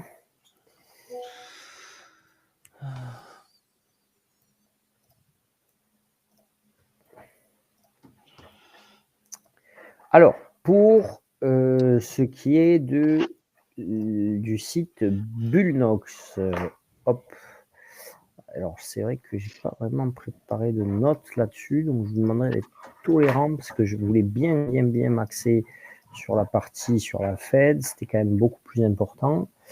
Donc, sur Bullnox, on a l'avantage, c'est que le site Bullnox, attendez.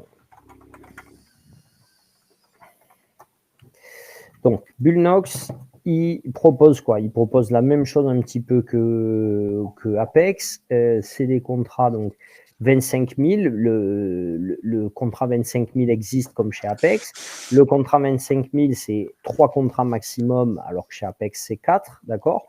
Le profit target, c'est le même. On est bien à 1500 de target à faire. Et on a droit aussi à 1500 de drawdown. D'accord? Donc, on est vraiment sur les mêmes choses que Apex.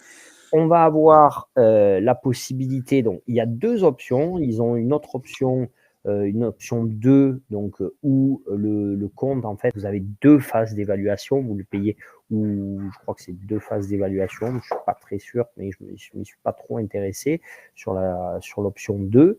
Ce qui est sûr, c'est que si vous prenez l'option normale, c'est vraiment comme Apex, vous avez donc no scaling account, vous allez avoir un compte, vous passez et l'éval 1500, vous passez ce qu'ils appellent master à la place de PA. Quand vous passez master, donc le compte là actuellement il est au même prix grosso modo qu'Apex, parce que regardez, on est à 145 et Apex, je crois qu'il est même à 147 sur le 25 000. Ouais, 147. Donc voilà. Et là, la promo en cours, elle est de 83%, il me semble. Donc ça fait 145 fois 0,17. Ça doit être ça. Je vais vous regarder ça, je ne suis pas sûr de moi, mais ça doit être ça actuellement. Jusqu'au 30 mars, donc il y a assez régulièrement, en fait chaque fois qu'Apex sort une promo, eux ils sortent grosso modo la même, donc c'est bien ça, 83%, donc ça fait 145 fois 0,17, ça fait 24 $ le compte, 25 000 pour les mêmes choses. Qu'est-ce qui va différencier? C'est que lorsqu'on va être sur un compte master, donc le compte PA, il faut payer déjà, il n'y a pas de mensuel. On est obligé de prendre l'abonnement annuel. Il n'y a pas de possibilité de souscrire à un master mensuel à 85 $. L'abonnement annuel, il coûte 140 $, je crois. Je vais vous dire ça, 2 secondes, je regarde. De toute façon, combien moi je l'ai payé, ça va être le plus simple. Profil. Le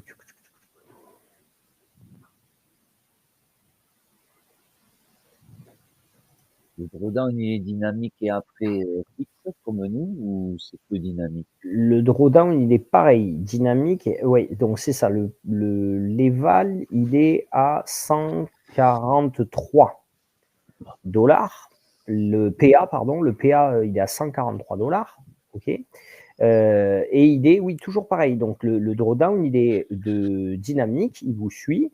Et sur ton PA, une fois que tu as atteint, donc du coup, alors là c'est moins par contre, c'est pas une fois que tu as atteint les 1006. les 1006, c'est une fois que tu as atteint les. Ouais, c'est ça. 2100, non? Faudra avoir 700.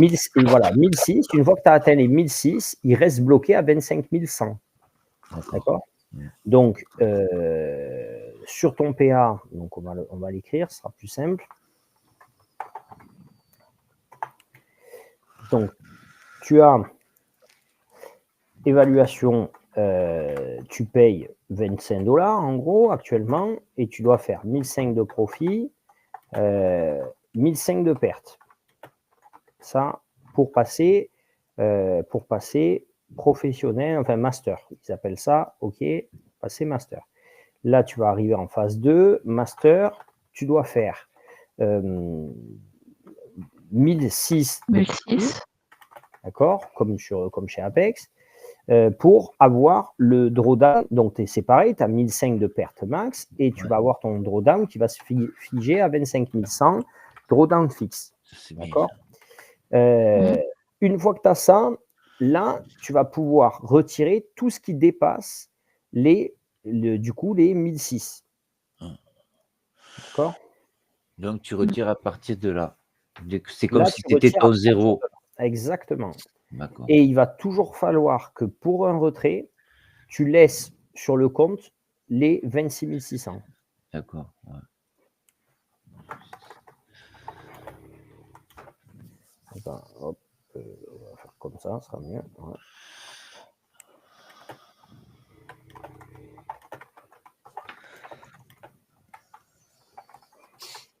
Voilà.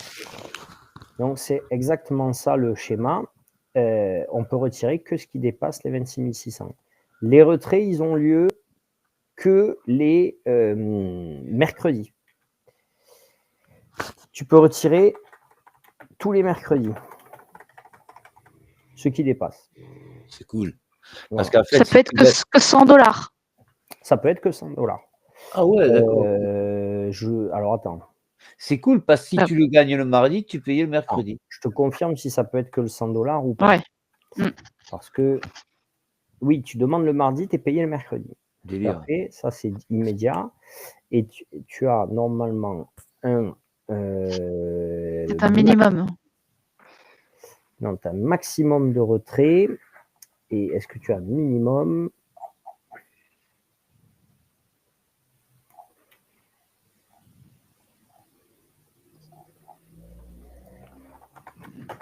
Du coup, tu n'as pas les 8 jours de trade obligatoire?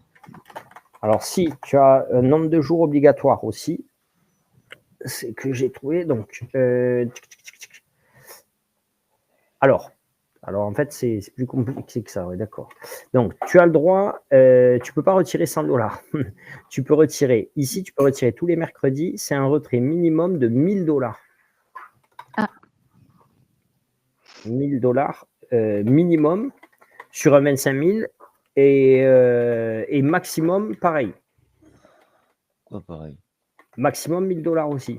En fait, tu peux retirer 1000 $, quoi. C'est 1000 $. Maximum, minimum. Voilà, Ils c'est se 1000 moquent $. un peu de nous, là, non? Non, parce que le maximum, il est valable que les 3 premières fois, les 3 premiers retraits. Après tes 3 premiers retraits, tu n'as plus de plafond. D'accord. Donc, c'est pour ça qu'ils te mettent le maximum, les 3 premiers.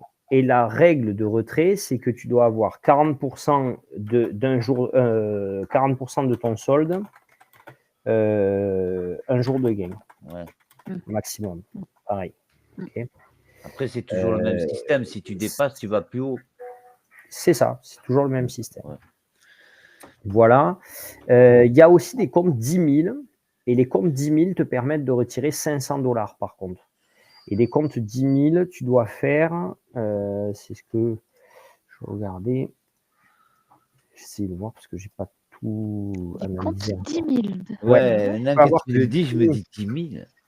Là, ici, tu dois faire 1000 de profit et tu as 1000 de drawdown. Voilà. Et là, bon, pour l'écart, moi je trouve que ça ne vaut pas le coup. Et 5 contrats? Non, 5 micros, donc tu as droit à 2. Tu as droit en fait à peu. Hein. Ça te fait 5 micros, ça te fait du coup 10 fois moins.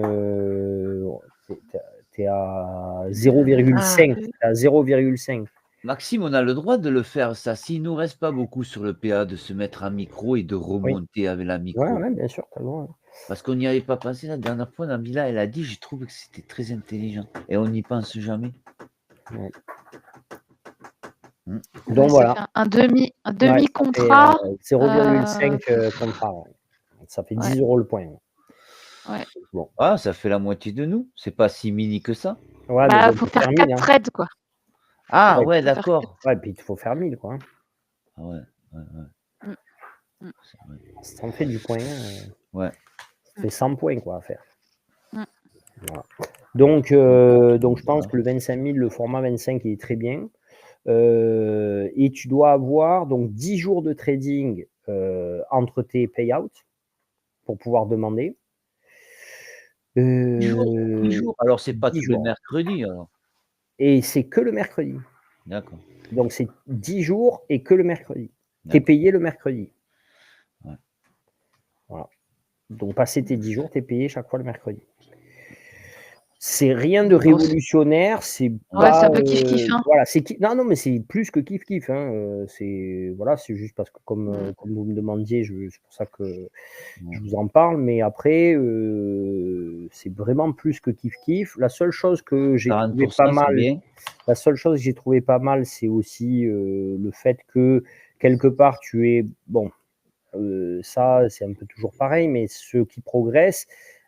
Si tu es à 26 600 en banque, ça veut dire que tu as quand même toujours les 1005 de DD et tu viens chercher chaque fois ce qui est au-dessus des 1005 de DD. Quoi. Donc ça, c'est pas trop mal, mais bon, il faut le tenir. Quoi.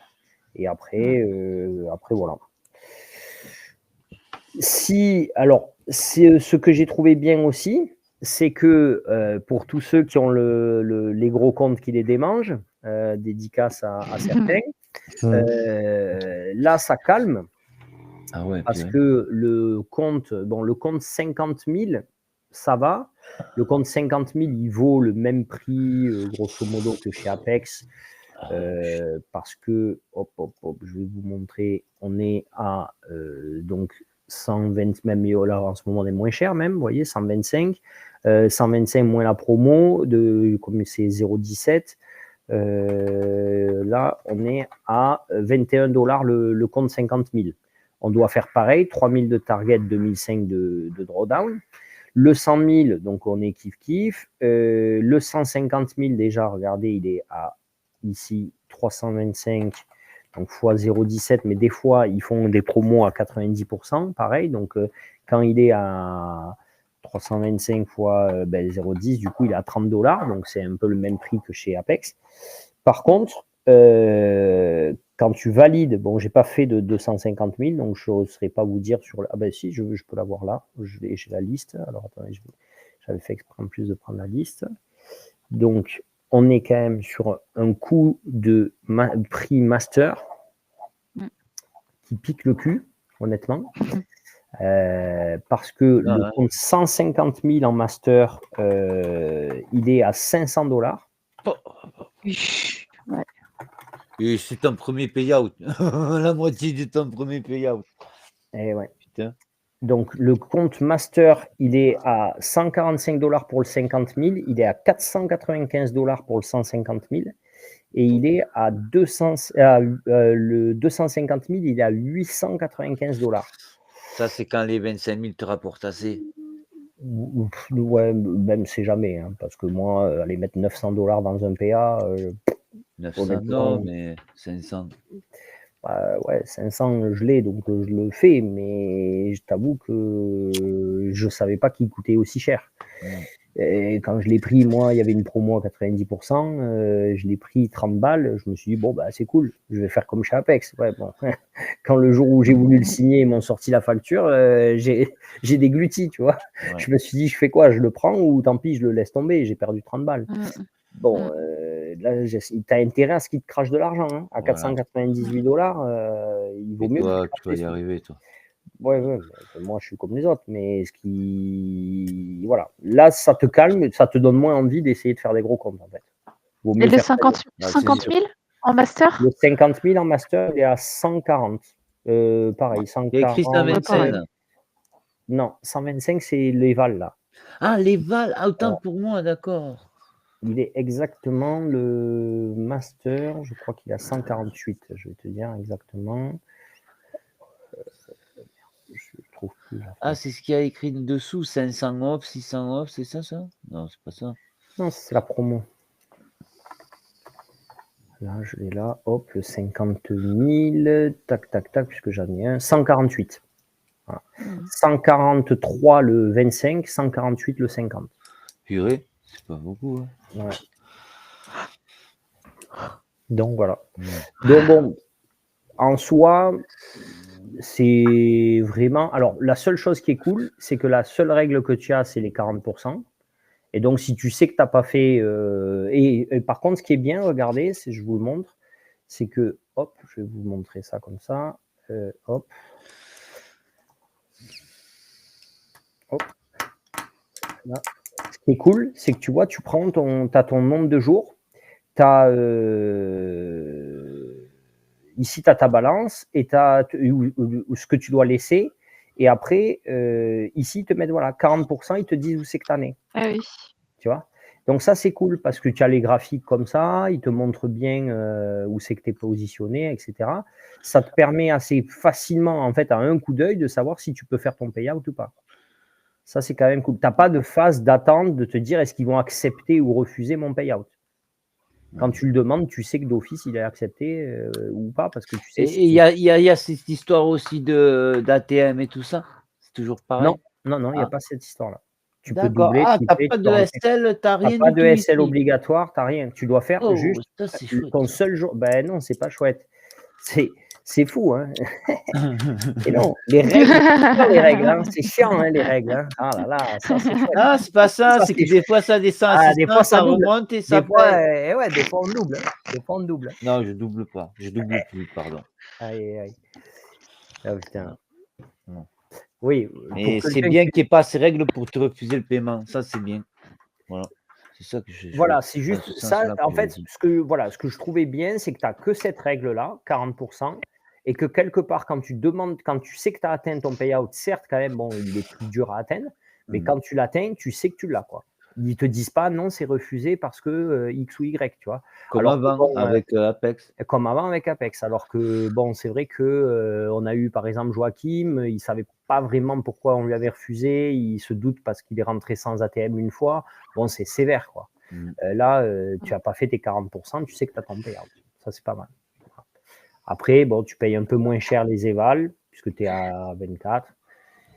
Mais du coup, ton premier payout, tu peux pas le demander avant d'avoir fait 27 600. C'est ça, 27 600, ouais. Comme avant, ouais. Les 1000, avant, c'était mais tu ça. prends $1000. Tu prends $1000 quand même. Tu prends 2 fois plus. Ouais. Tu prends $1000 et tu as encore 1500 de drawdown. Bon, à 27 600 chez Apex, tu prends 1005. Hein. Ouais, c'est vrai. Et après, tu peux prendre 1005. Tu prends 1005 si tu as respecté toutes les règles et s'ils veulent bien te payer. Ouais. Et après, quand même, tu prends 1005 chaque fois. Tandis que là, tu prends 3 fois 1000 et après, tu peux prendre ce que tu veux. C'est ça. Ouais. D'accord. Ouais. Bon, après, ça révolutionne pas la firme, hein, c'est du kiff-kiff. C'est du kiff-kiff.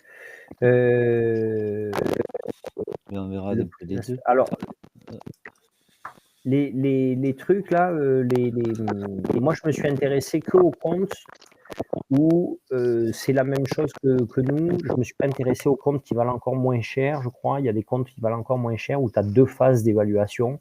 Je m'y suis pas du tout intéressé parce que bon, si je pouvais même payer et être PA de suite, tu comprends bien que ça m'arrangerait. Donc voilà, ça m'a pas vraiment intéressé. Mais il y a une phase, ouais, ils ont plusieurs options. Donc il y a une option là, je n'ai pas trop compris. Je n'ai pas vraiment cherché à comprendre. Tu payes encore moins cher, mais voilà. Ça c'est pas celle-là, parce que ça c'est. Voilà pour vous.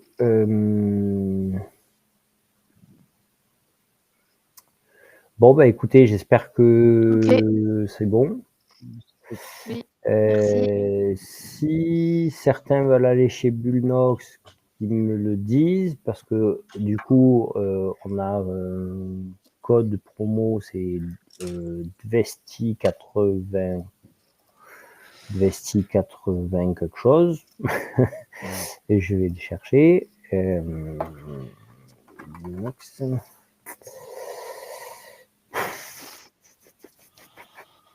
Dvesti 83. Et quand il y a des promos à 91, c'est la même chose, Dvesti 91. Donc là, c'est Dvesti 83. Et voilà. Si, pour l'instant, honnêtement, tant que ça se passe bien chez Apex, voilà, on sait qu'il y a, pour moi, on sait qu'il y a Bullnox. Je pense qu'ils apportent les mêmes conditions, c'est pas mal. Et on sait que si on a besoin, on pourra changer. C'est plutôt ça l'enjeu. Ils payent, c'est bien qu'ils payent. C'est ça, quoi. Si un jour ça pue d'un côté, on sait qu'on aura cette solution de repli, quoi. Voilà. Merci.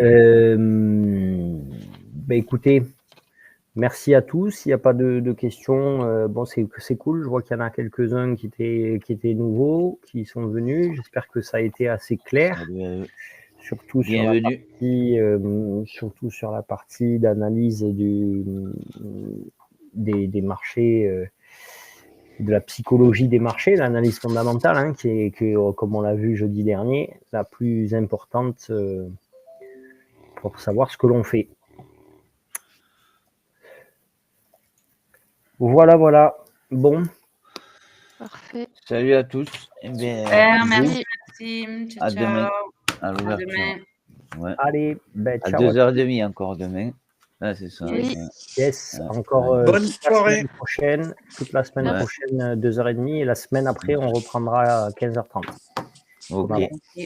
ça marche. Ok, merci. Bisous. Allez, Ciao, ciao. bisous. Allez, Ciao. à plus. Ciao.